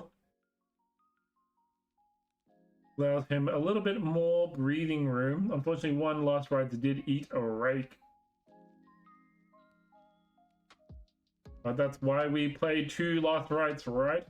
Ooh, stack deck coming out will be defied. So Vex is actually pressuring here on our primary game plan from the Kennen player. Really does not want to allow any Nocturnes or Russes to come out.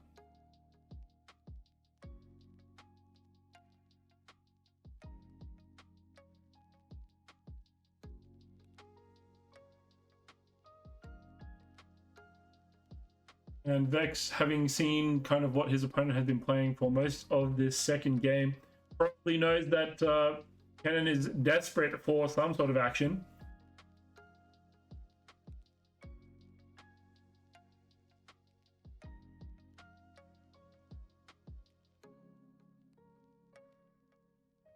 And then we'll enter the minefield. Unless Vex has something to say about it, which I don't think they do. They do not indeed. Minefield will proc, burning 2. And the Crumbling Sands.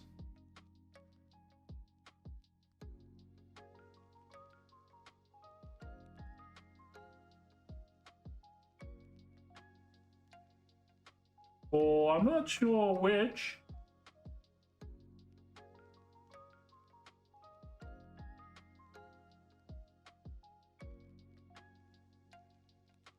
And then can give flow to a card in the trash.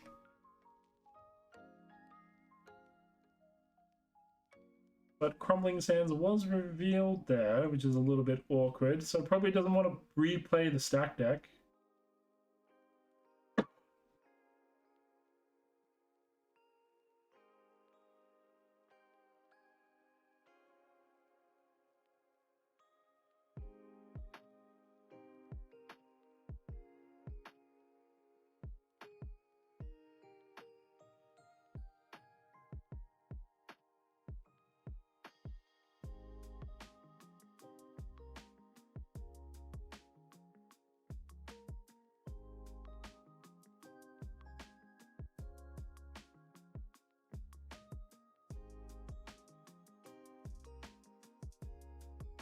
Is here being used for Starcross, so trying to present another target here for the Crumbling Sands.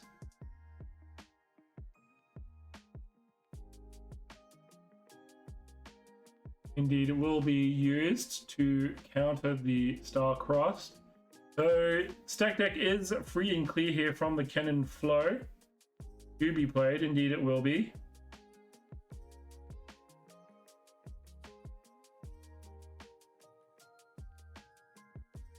And Cannon better hope he finds those big units off this. We're looking for some Nocturnes, please.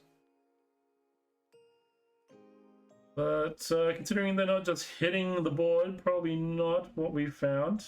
Oh, we found one. But not terrible. Now being paid here for Nocturne.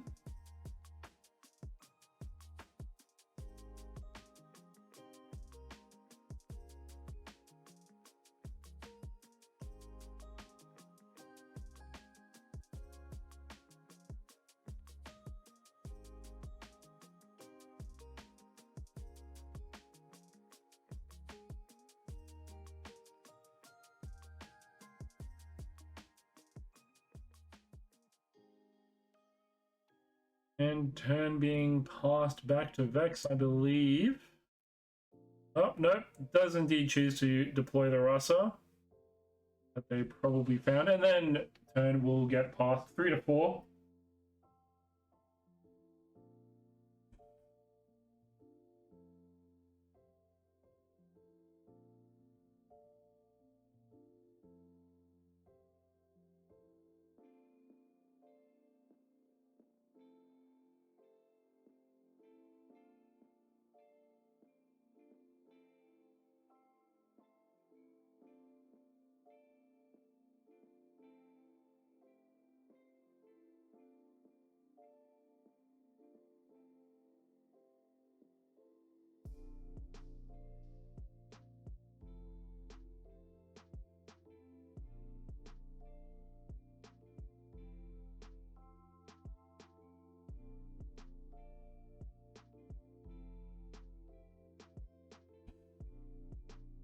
Vex in the tank, but then Mouser will be played.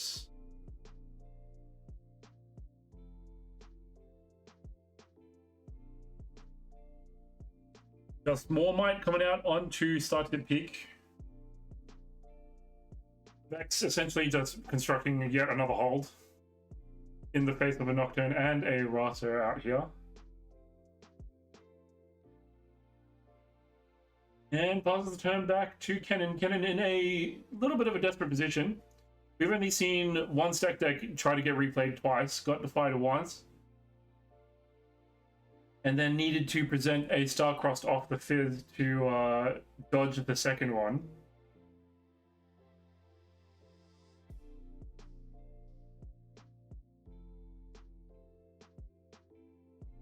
Kennen at least does not have to worry about the chosen champion coming out anymore. Vex typically doesn't play more than one of their namesake in the deck.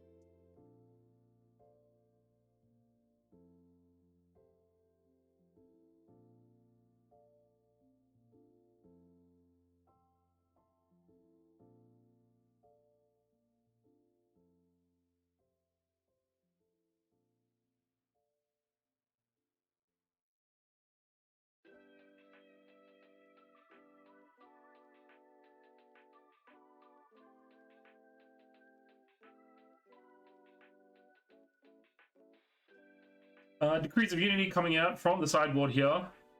Just on the pike. I believe it's only up to one unit or gear. So decides it's the pike because all the rest are green.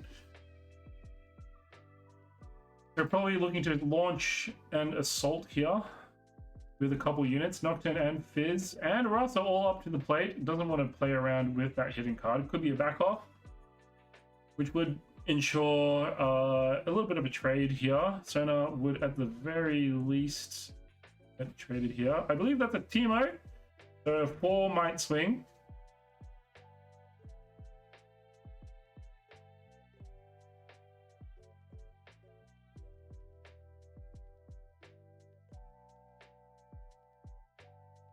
$11, 13 might here for Vex.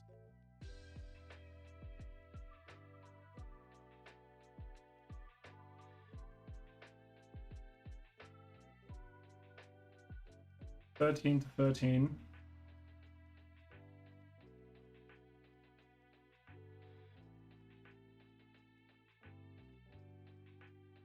And yeah, indeed, it will be the Kazakhs coming out here to beef up the defense. And then once again, contemplating going homeless on runes.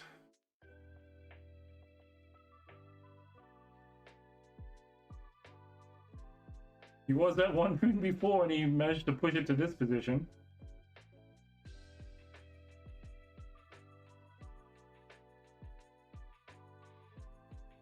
Will indeed be Ride the Wind. Can still choose to disempower the chosen champ, the legend here for an extra +2. Indeed will choose to.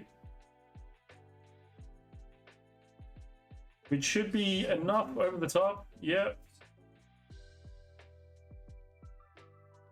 And Vex gets cleared once again, which probably means we're going to game number 3. Unless Vex thinks they can do something else here. Oh yeah, Kennen did win game 1. Excuse me. Well then Vex does has to top deck something. 4 to 4.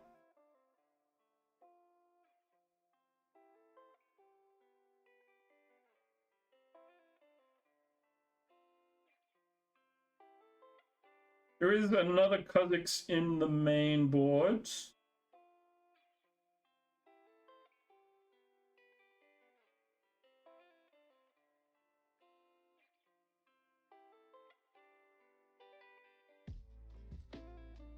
Oh, just has to start digging. Discipline onto Fizz. That's never the position you really want to be in. Needs to look for something.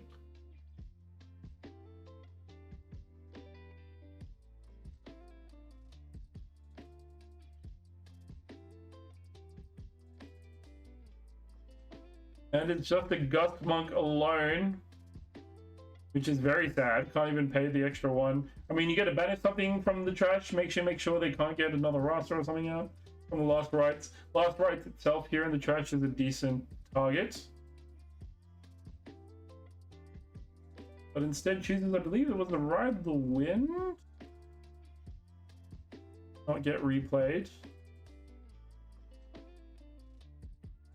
5 to 4.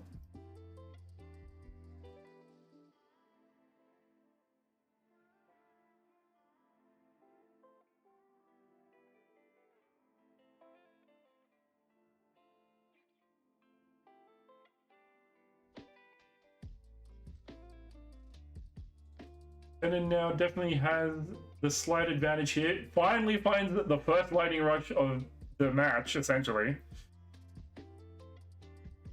Previous were all stacked decks. Needs to wait to see if Vex decides to do something. Or it's a judge call because he picked up too many cards.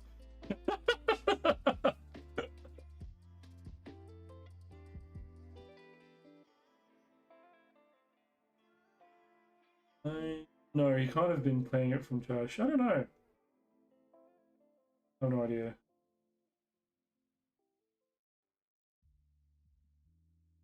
Oh, yeah. Channeling one exhausted from start tip, so one for the lightning rush. Yeah, that makes sense. Looking at his top three, previous one did find a Nocturne and a Rasa.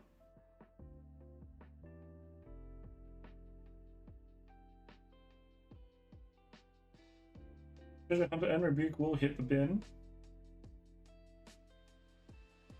Ideally, you would want to see at least one more Rasa here to really seal the deal.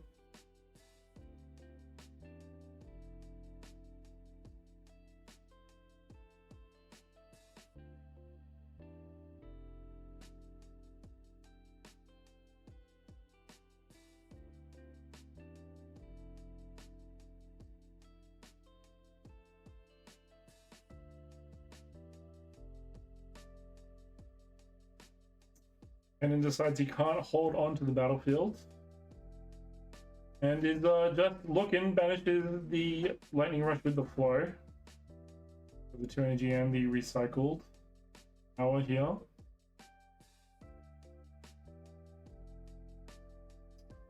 It was a stacked deck and 2 other cards, not quite sure what they were.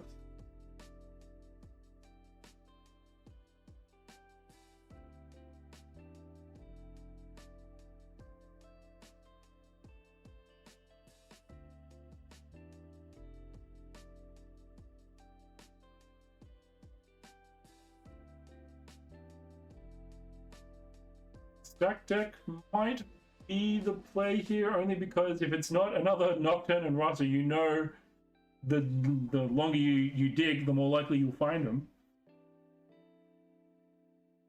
And these are the turns to do it while you still have Vex a little bit on the back foot here.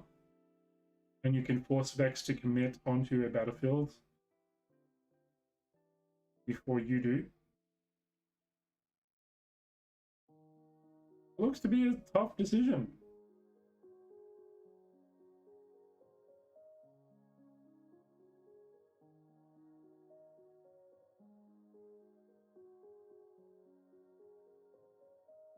The seal was one of the other cards. Nocturne just pops out from hand, so clearly just naturally drawn there. Rasa will be played. So we are developing all our might in base here, allowing Vex potentially up to 6 points if they want to spread it out, but probably not the best play here for the Vex to do.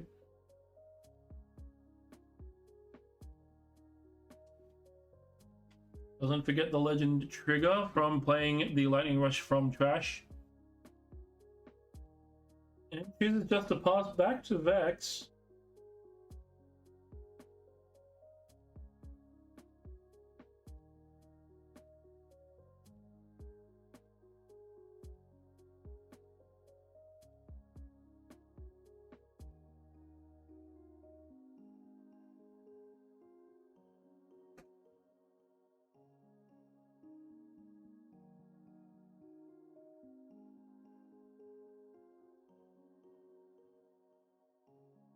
Vex now deep in the tank. Knows that they have to get on a battlefield at some point. But now might not be the time. Purely because, well, Cannon's not on 6 points, so you can afford one full turn of development if you really need it. The last turn of having to discipline twice just to dig for an answer was pretty indicative of the desperation that Vex is feeling right now.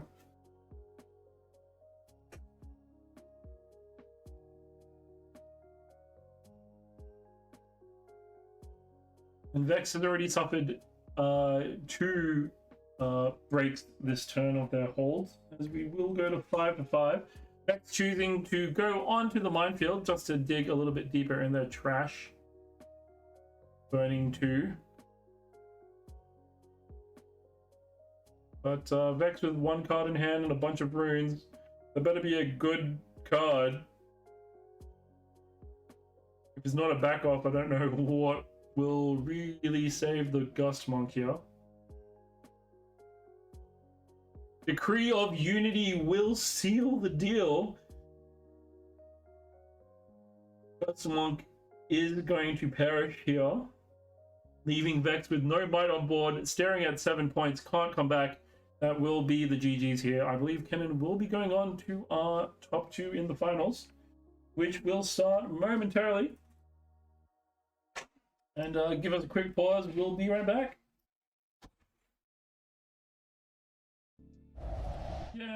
Okay, we're back. We are here in the finals. It will be Kennen versus Kha'Zix. The first Kha'Zix we saw at the beginning of our top 8. And once I get these all sorted out,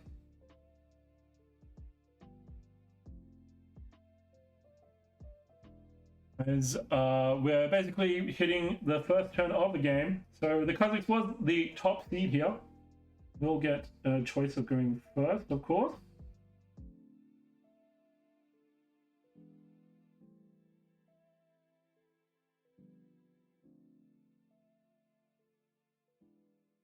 And we're already off to a raring start. We've finally seen Up from the Deep from our Kennen player.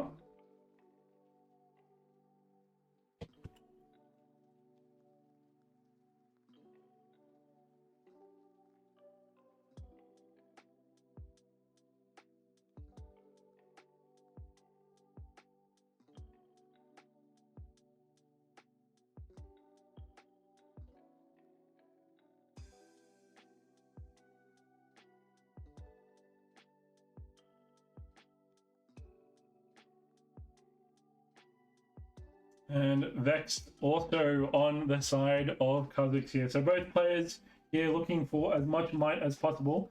A little bit different methods of getting through to that, of course. Kha'Zix being in the body domain does have a lot more ready access to larger units here.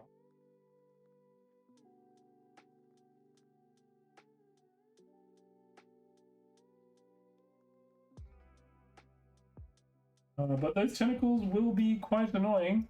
We'll get first point on the board.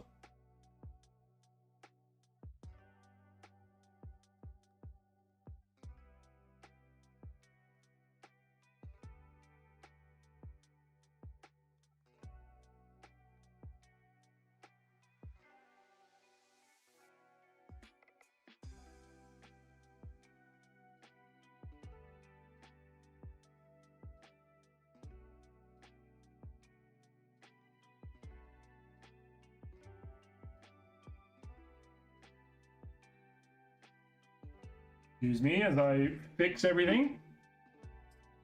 Kennen will be played from the champion zone and powers our legend, as is all normal. And we've already gone through quite a lot of our deck already. Stack deck in the bin.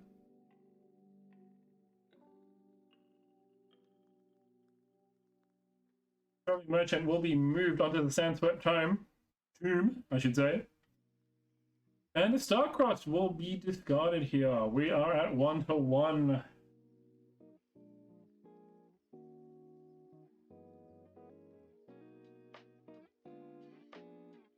Or in fact 2-1. We have indeed gone across both battlefields here. Kha'Zix playing quite fast here.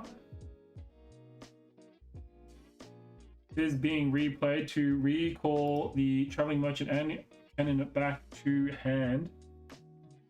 So Kha'Zix here looking to maintain essentially might tempo, trying to make sure they don't have units on board as much as possible. Finds Starcrossed, Stack Deck, and a Feyfolk off the top. Starcross probably the one, indeed it will be. Already have a Fizz on board, so that Starcross will be incredibly powerful. Should Cannon find a Rasa or a Nocturne.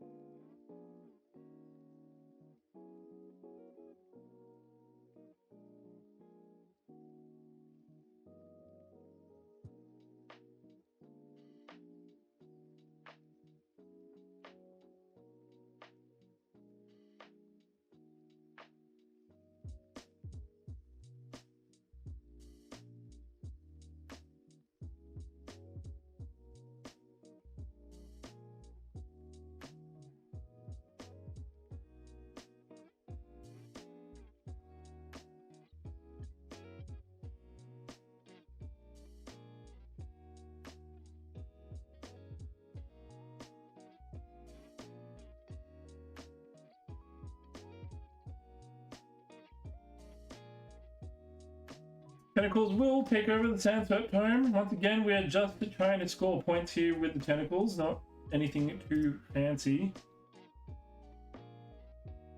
And then once again will be played. You burnt into the trash. A Rebuke and a Starcross. Not exactly what you want to see. Those could have been some pretty useful cards, Rebuke especially, to remove that Vex, if but for a moment.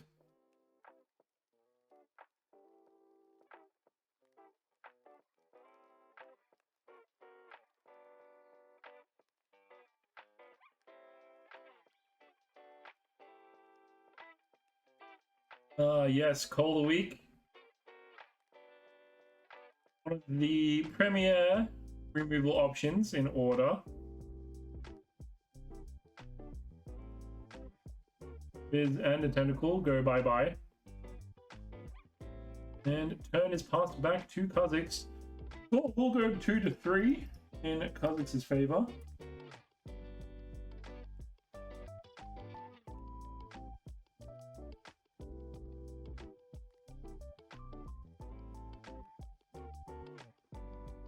That's to ride the wind over to Sunset Temple. Wants to keep the point tempo high. Choosing to use this turn mostly as a full development turn with the Ride the Wind. Zed now being played into base. And Cannon really needs to start finding those Rasas and Nocturnes soon.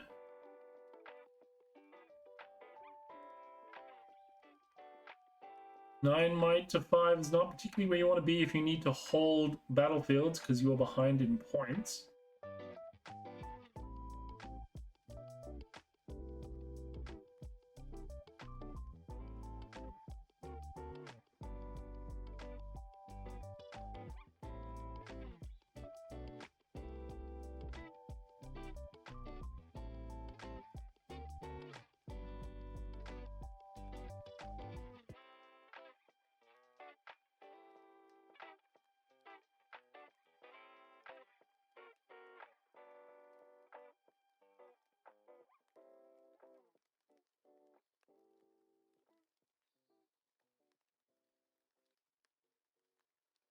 Kevin needs to dig through his trash, make sure he knows what's going on.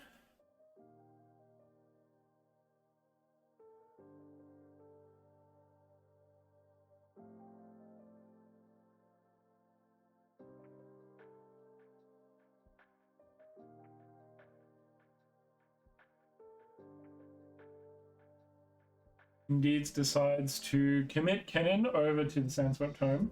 Boom. Holy moly, I keep mispronouncing that word.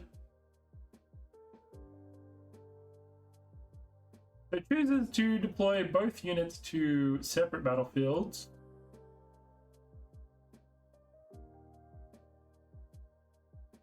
And will flow out the Call of the Week, so Tentacles against something else. Which will likely be the Vex, indeed it will be.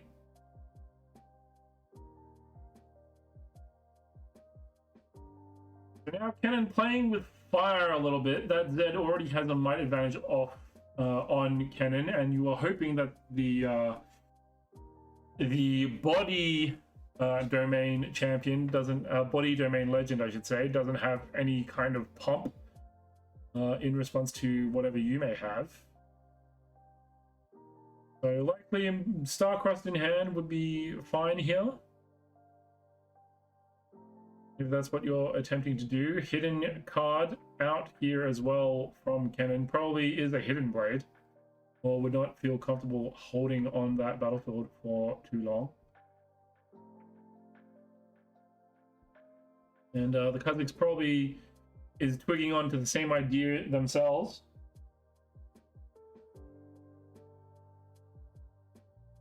But committing the Z anyway. Presenting 5-4.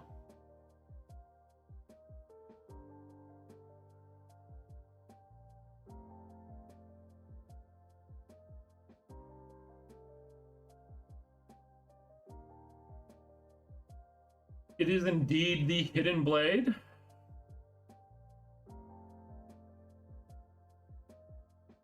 Piano power for the Kazakhs. Hidden Blade will resolve here, I believe. Indeed it will. Once the Z comes off, indeed it will. 2 cards here for our Kazakhs player.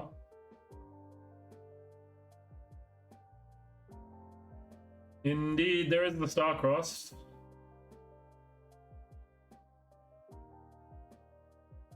And Kennen essentially giving up tempo back over to Kazakhs is pretty yikes here. Selling Merchant and Fey Folk over on Kazakhs side and will pass the turn. The buff is applied.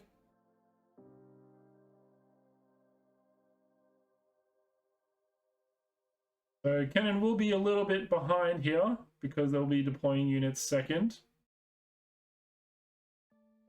And the Fey Folk does massively complicate things here. Can't afford to deploy anything too small, otherwise it'll just get removed off the board once the Fey Folk decides to move something in.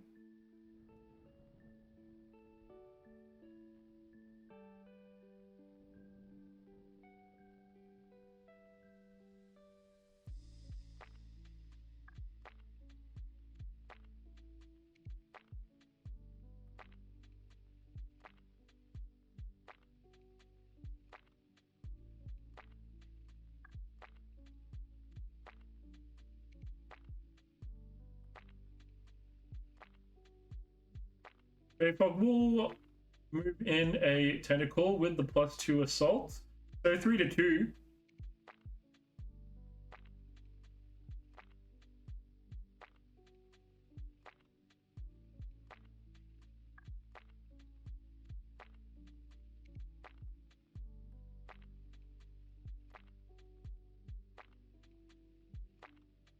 Not quite sure what happened there. I need to look up what Sandswept Tome does, because I might be misremembering. Sandswept Tomb.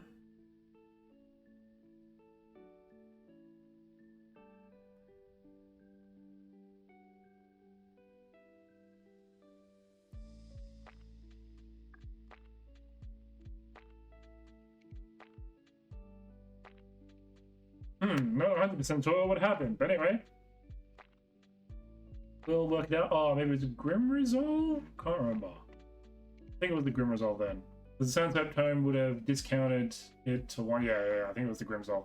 Anyway, yes, Ride the Wind, D Star-Crossed back, D-fied, essentially. Counterspelled. Sabotage and a Rampage in the bin. Up to 3-6, I believe.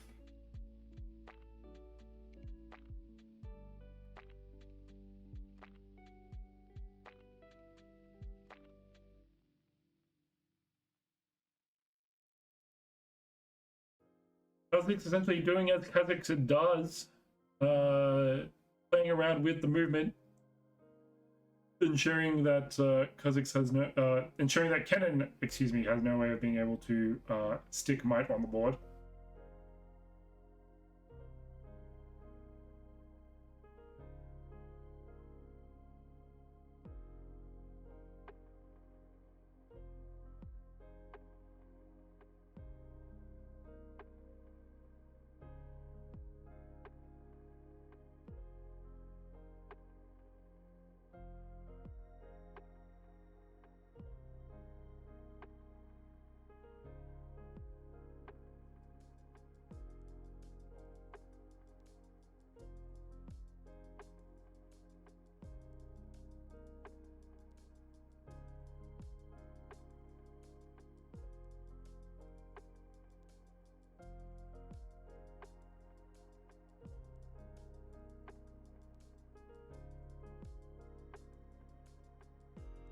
And then now deep in the tank, needs to dig through the probabilities of finding a decently sized unit here.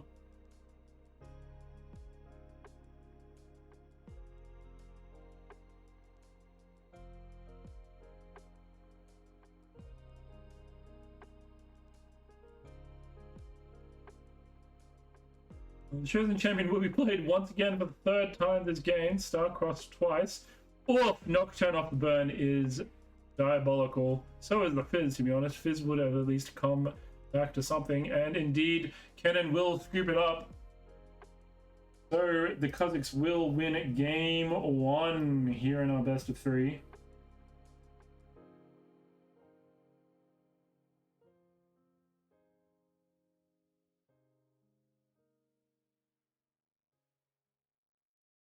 As we move over into our sideboards, so Kazakhs, excuse me, 2 Ruin Runners, 2 Noxian, whatchamacallit, can't remember. Shadow Order Disciples, Purple Zed, Grim Resolve, Hard Bargain, Sabotage, and a Gust.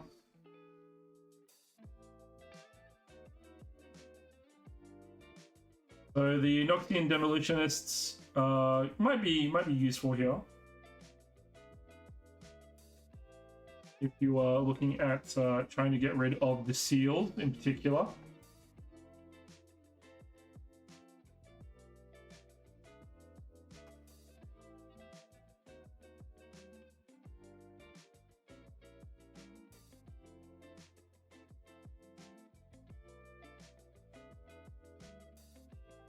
Otherwise, for Kennen, probably wants to put in the switcheroo. Being able to trade your tentacles up for a Rengar, for example, would be incredible. Heck, even a Kha'Zix would be very nice.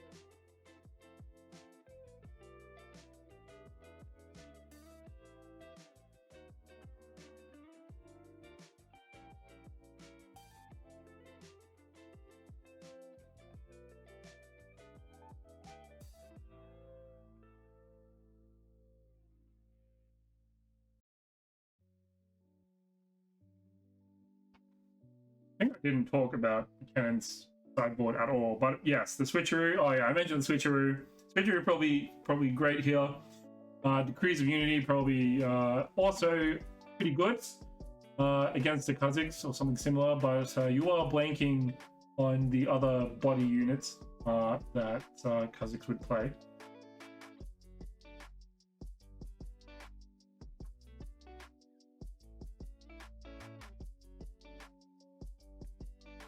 Because it looks like we will be on a Zound Warrens and Forbidden Waste game.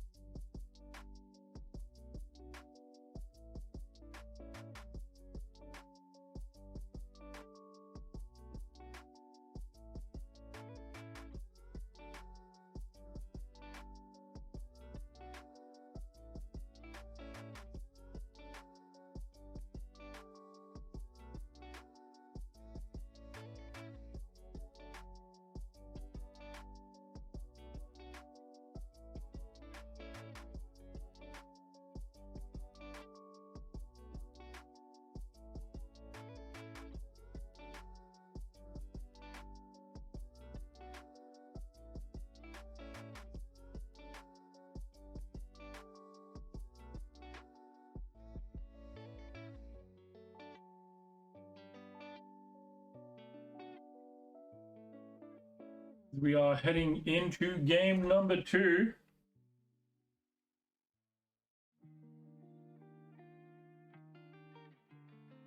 With just a treasure hunter out from Cannon.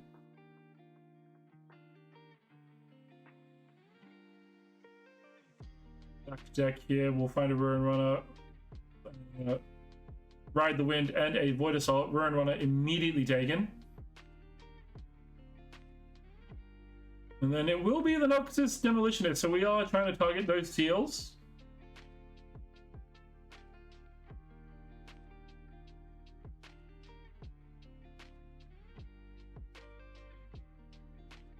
Lightning Rush here, nice and early from Cannon.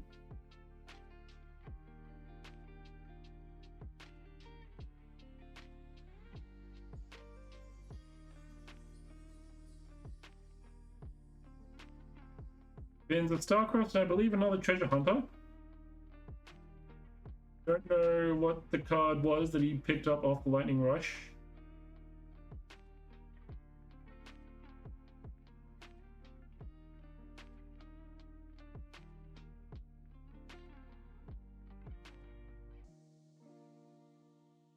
Treasure hunter going in, creates the gold, and we're going card filtering as he goes up 1-0.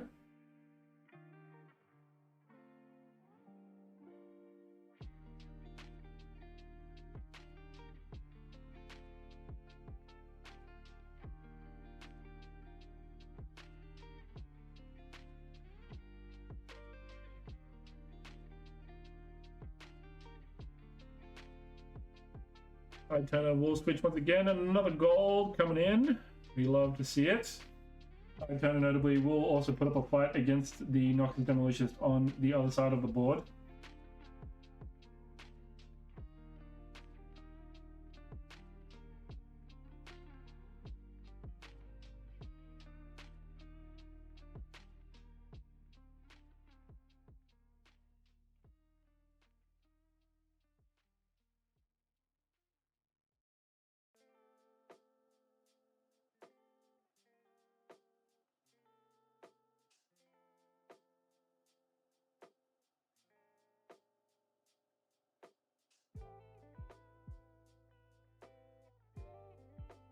Demolition on to Forbidden Waste, and will be backed up by a very quick Vex as the turn is passed. 2 sack decks already used here from Kha'Zix. The Sabotage kept in hand. Peacock later on will be quite useful. Punch Burst and Ruin Runner. This is a pretty nice hand here for Kha'Zix to be able to hold on to this Forbidden Wastes. Cannon will need to find some of their larger units in order to be able to deal with this hand from Kha'Zix.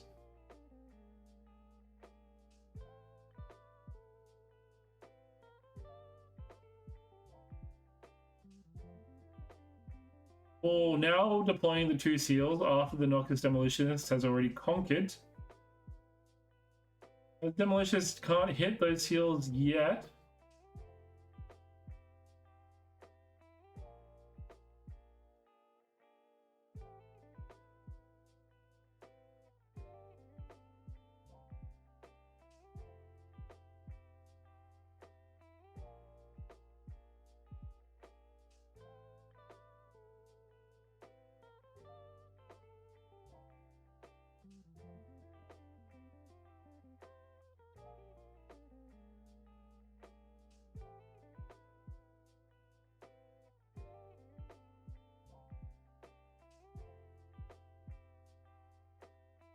And call the week to finish off the rest of the board.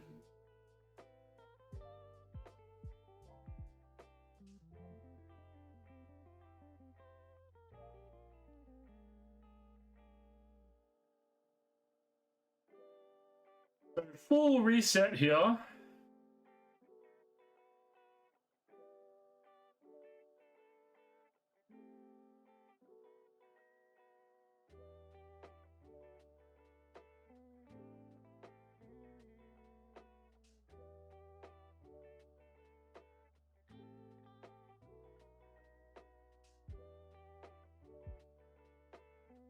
to imagine the cannon has something in mind. Chosen champion will be played and powers the legend. 2 off top. Unfortunately, Rasa will hit the trash. But can get picked up by cannon for the flow costs. And there'll be a Rasa from hand anyway. Passes the turn. So, cannon has hit the threshold essentially. 2 Rasas in the bin that can be played to the board when they are needed with the cannon chosen champion.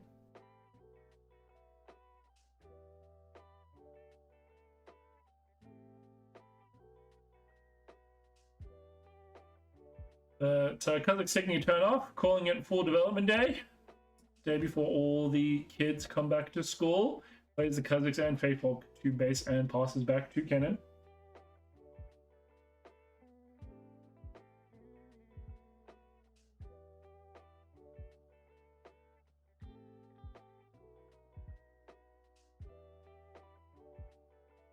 And in here, really looking for some knockdowns in that stacked deck pile.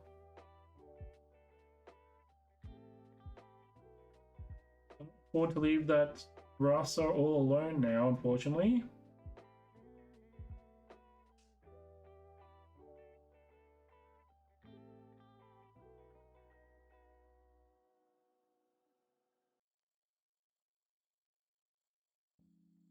Trading into the Kazakhs. If left alone.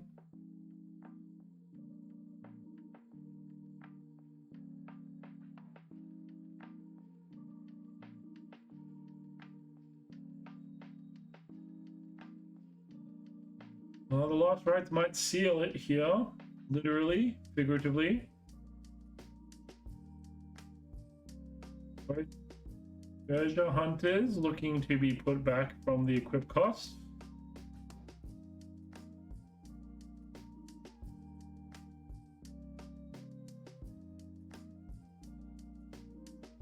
Rasa here now looking quite comfortable. Kazakhs would need 1 extra card at the very minimum in order to be able to get over Rasa, whether it's a Grim Resolve or otherwise.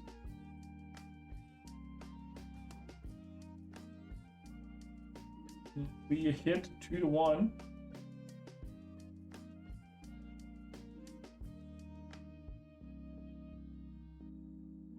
Down Warren's trigger.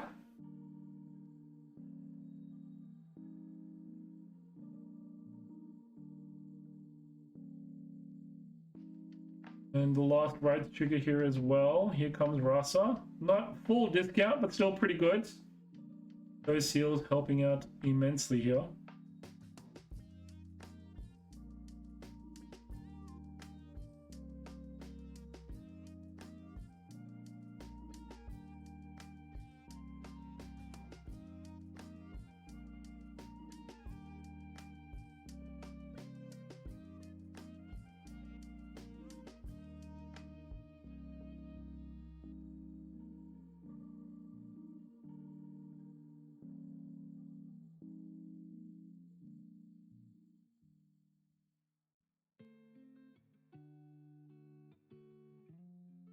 The turn is passed back to Kazakhs.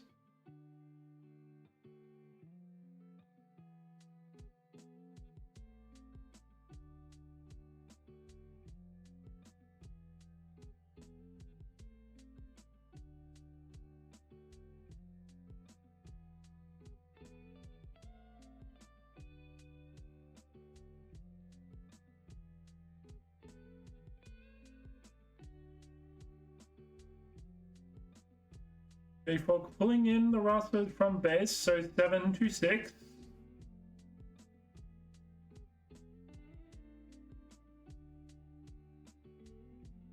Crossing the Faithfolk and the other Rasa.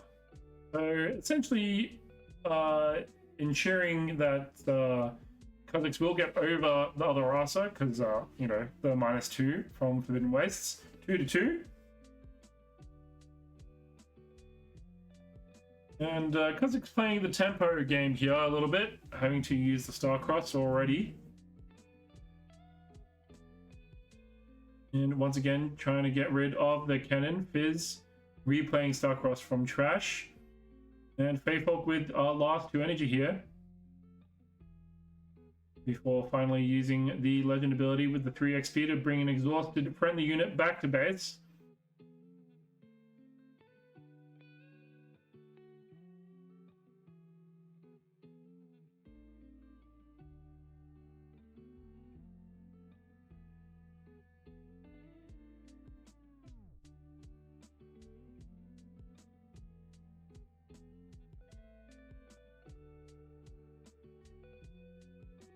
Yes, we love another seal. So all 3 seals have hit the battlefield. Noxian Demoliciousness not being able to take care of them this game. Once again, another stacked deck. We are still looking for any Nocturnes here. All the Russes have hit the trash, unfortunately, but the Kennen Chosen Champion being in hand is not too bad here.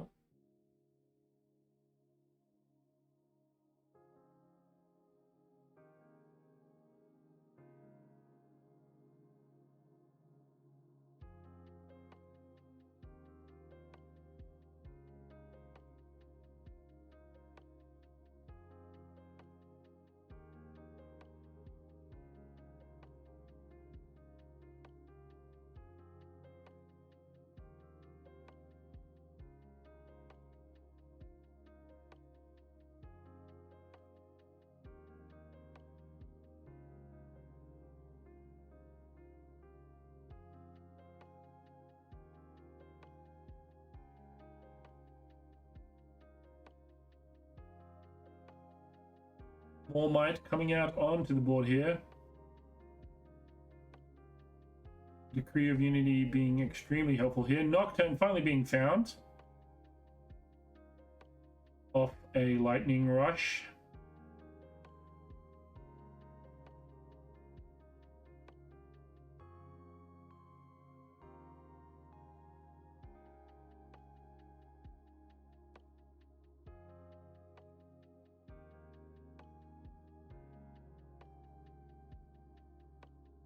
And turn pass back to Kha'Zix. Both players taking their time here.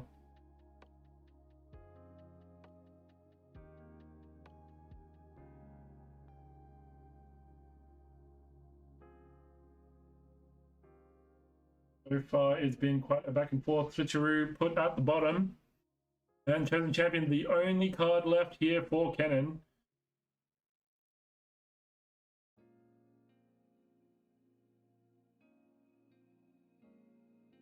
Both players here desperately looking for cards.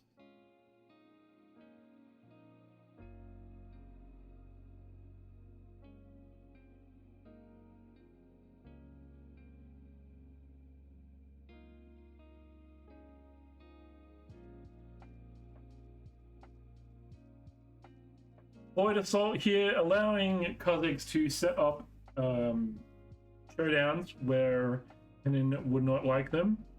Probably the best time to use it now, because you know you can bring on showdowns while Kennen doesn't like it. Just needs to figure out the correct timing, essentially.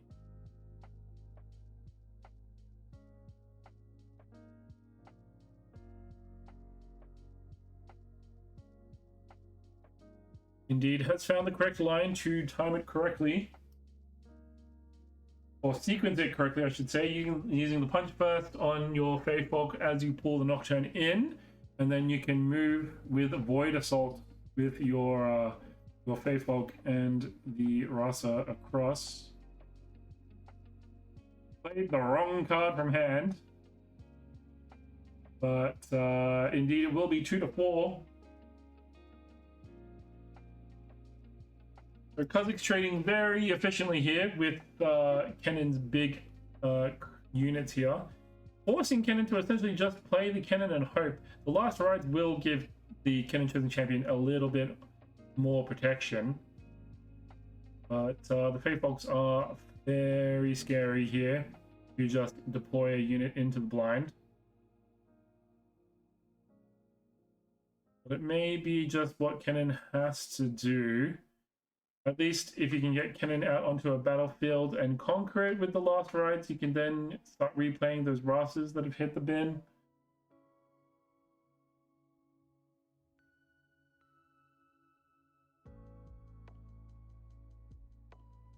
Lightning rushes that are also in the trash as well that may be helpful here.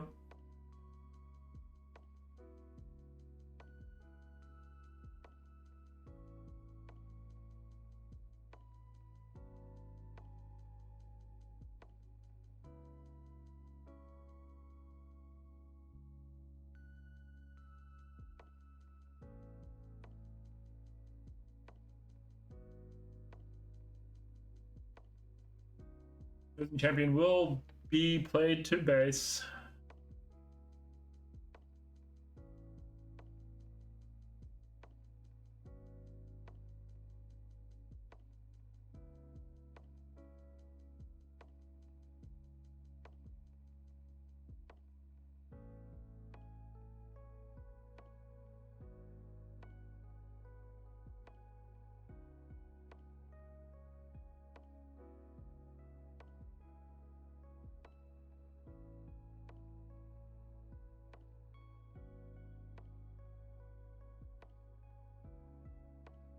Oh, there's a lot of energy and power being tapped here. The Harrowing will find Baron.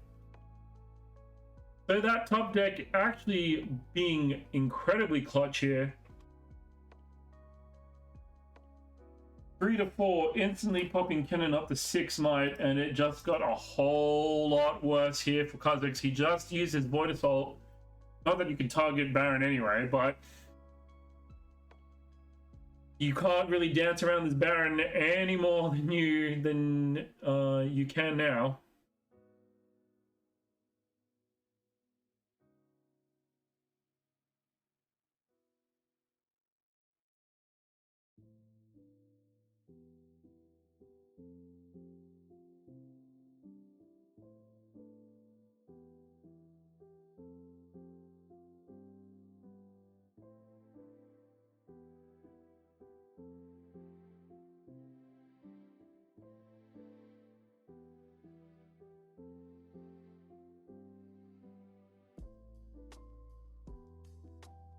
And then choosing to recycle both a Nocturne and a Fizz to the bottom of the deck.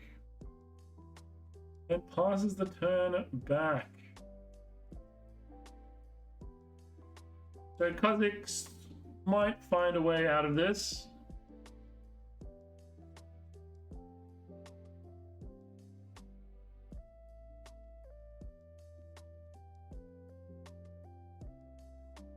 So Feyfolk at 4, I believe. So 4 to 4, which is trade. Oh, must be 5. Has to be 5. Otherwise, that wouldn't have happened. 3 to 6 now.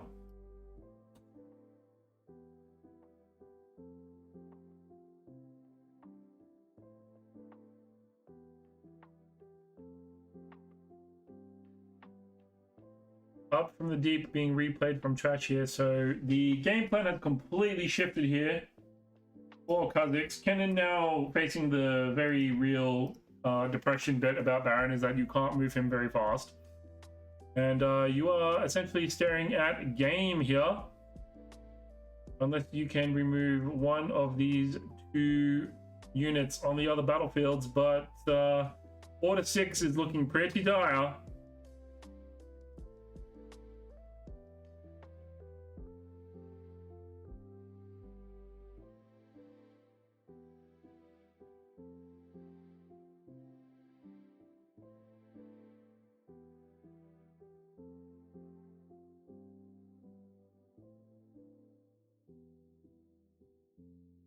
Let's get the hold effect from Last Rites. So we'll deploy the Tide Turner back to the Baron pit. Does pull back Baron, has found a way out of it. Now has the opportunity to even play more on it. Feyfolk will be utterly obliterated, 5 to 6. Tide Turner off the top, being absolutely clutch here.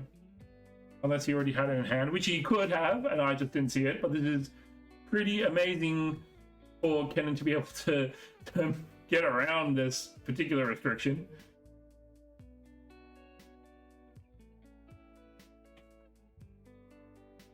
The Kennen does have 2 Ride the Winds in main, so definitely had some chances of being able to move the Baron. But certainly more creative than just a 1 card usage. Fizz now being played once again from Trash because of the Last Rites proc on the Conquer. Probably looking for the Ride the Wind. Indeed it will be. Baron looking to clean house here. And now the shoe is on the other foot, 6-6. And Kha'Zix with 2 Lonely Tentacles in base needs to find some way of removing everything. The +2 on the Titana and the Fizz. 9 might represented in the Baron Pit. 14 on Zaun Warrens is pretty huge. If we're going for the full shebang, indeed we are. Rasa as well. 22 on the Zaun Warrens is absolutely incredible.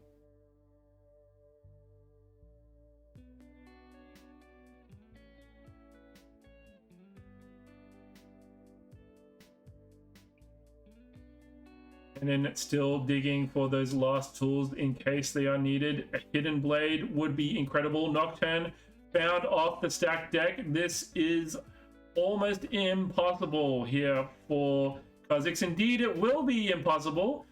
We are packing it up. We're going to game 3 in the finals here for our Summoner Skirmish here at Cardhub Greenacre. I know most of you are probably having this on your second monitor while you're watching RQ Barcelona. But, you know, it's always nice to have some local competition. For context, the Kennen also had a massively long game in our top 8. Long match, I should say. It took like an hour, maybe 15 minutes. And to pull out the win from there, that is pretty incredible.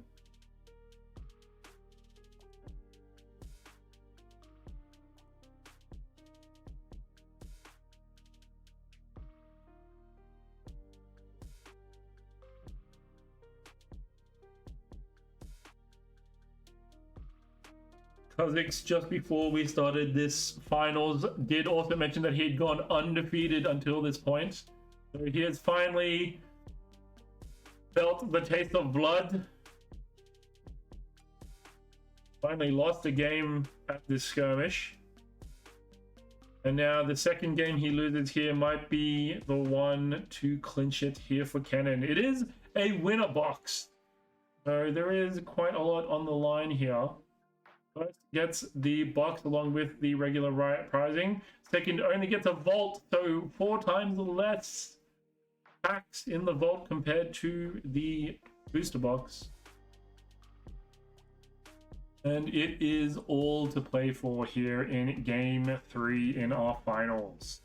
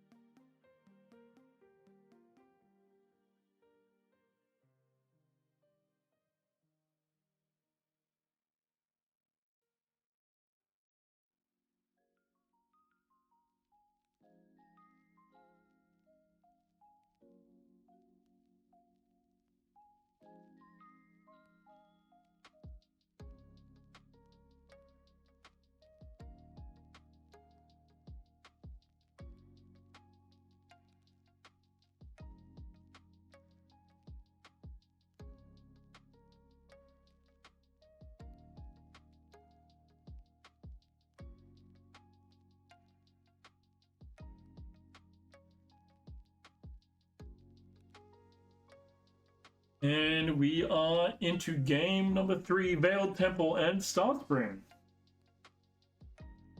So Veiled Temple obviously being very useful in Cannon, being able to ready up your steals once again.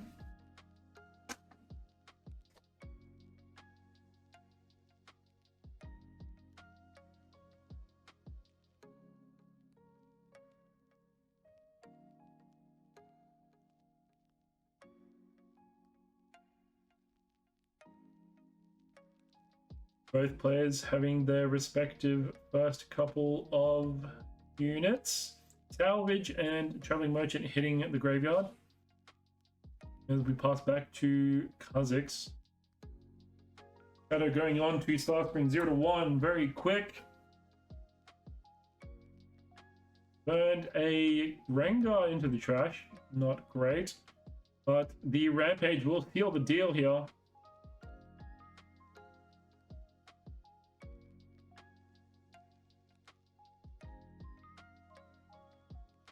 So Kha'Zix playing incredibly fast, needs to keep Cannon with as little might as possible.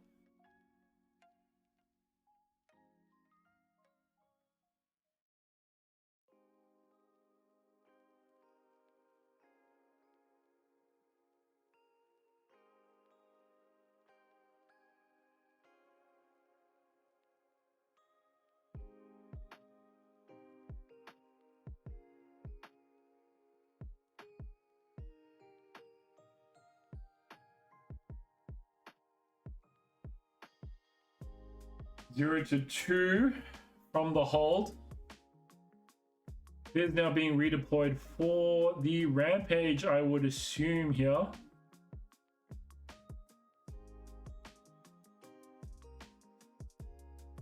Indeed, it will be Fizz and the Traveling Merchant.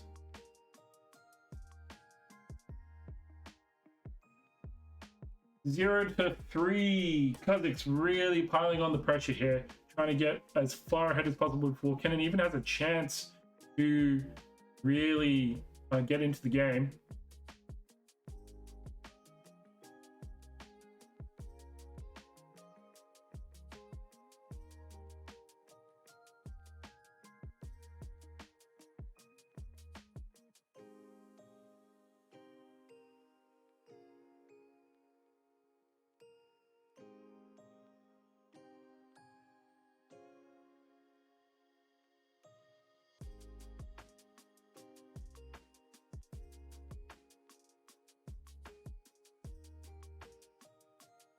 Playing a Fizz of their own. Probably looking for the... Actually not sure what they're looking for.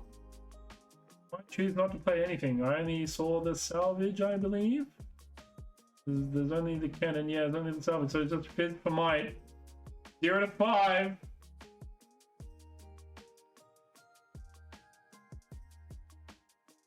Incredibly tough game here for Cannon. Kha'Zix just kept a hand that he knew could put pressure on the small units very early.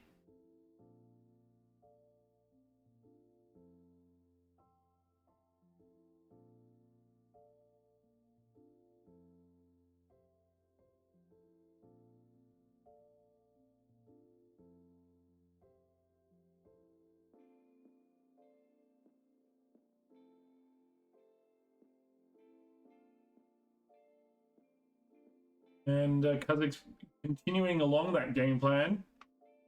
Return both Fizz's 2-hand. But it looks like everyone's being returned to hand here. Shadow Apostle being played out once again.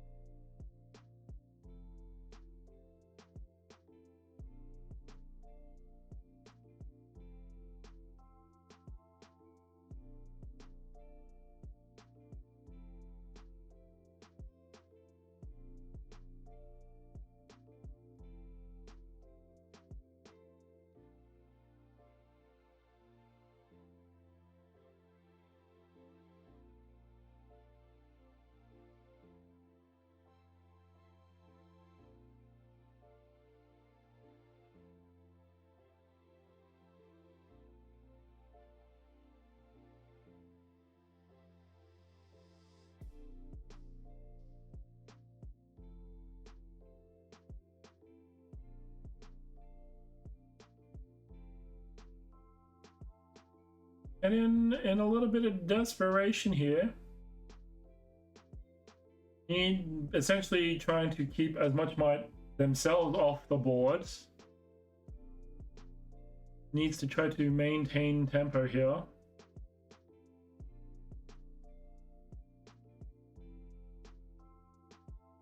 Get onto a battlefield first. Void Assault off the top. Incredible pull here.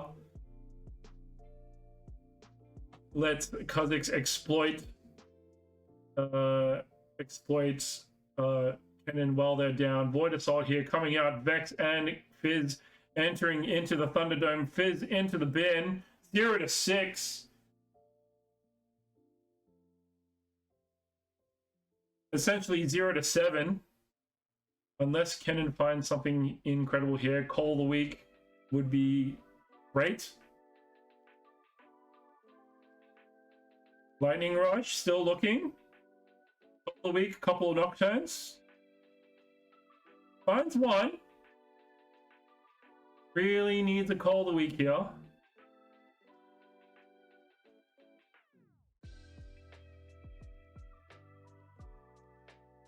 Maybe you shouldn't have played the Nocturne too early if they're going to go for call of the week.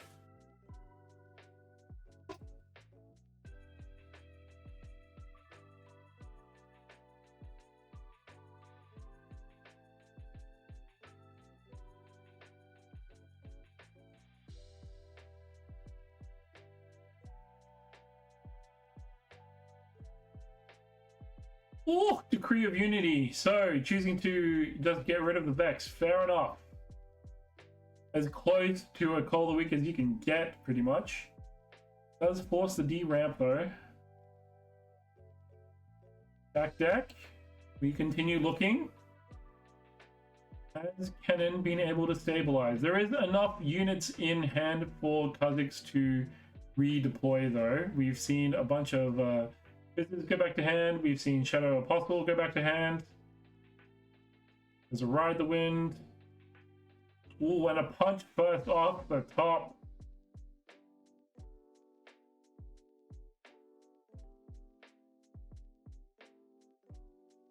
The Grim Resolve also somewhere there in hand.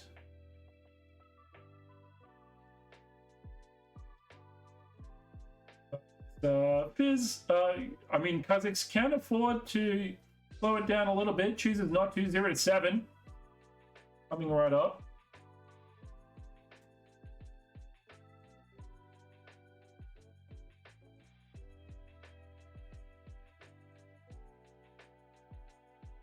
That is game. The Ride the Wind will do it with the Fizz.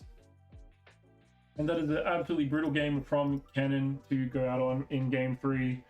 But that game 2 comeback was incredible. Kazakhs was just way too fast here in our game 3. And I think that will do it here for our Cardhub skirmish. So Red Soldier Man will win the box here tonight at our first Vendetta skirmish. Obviously, we have some more yet to come. I hope everyone's having a great time watching Barcelona. And then we've got Singapore coming up not too far in the future on September 4 to 6. We will see you guys there. I will not personally be there, but I'm sure there'll be a large Australian contingent going. So have a great night, everyone. Peace.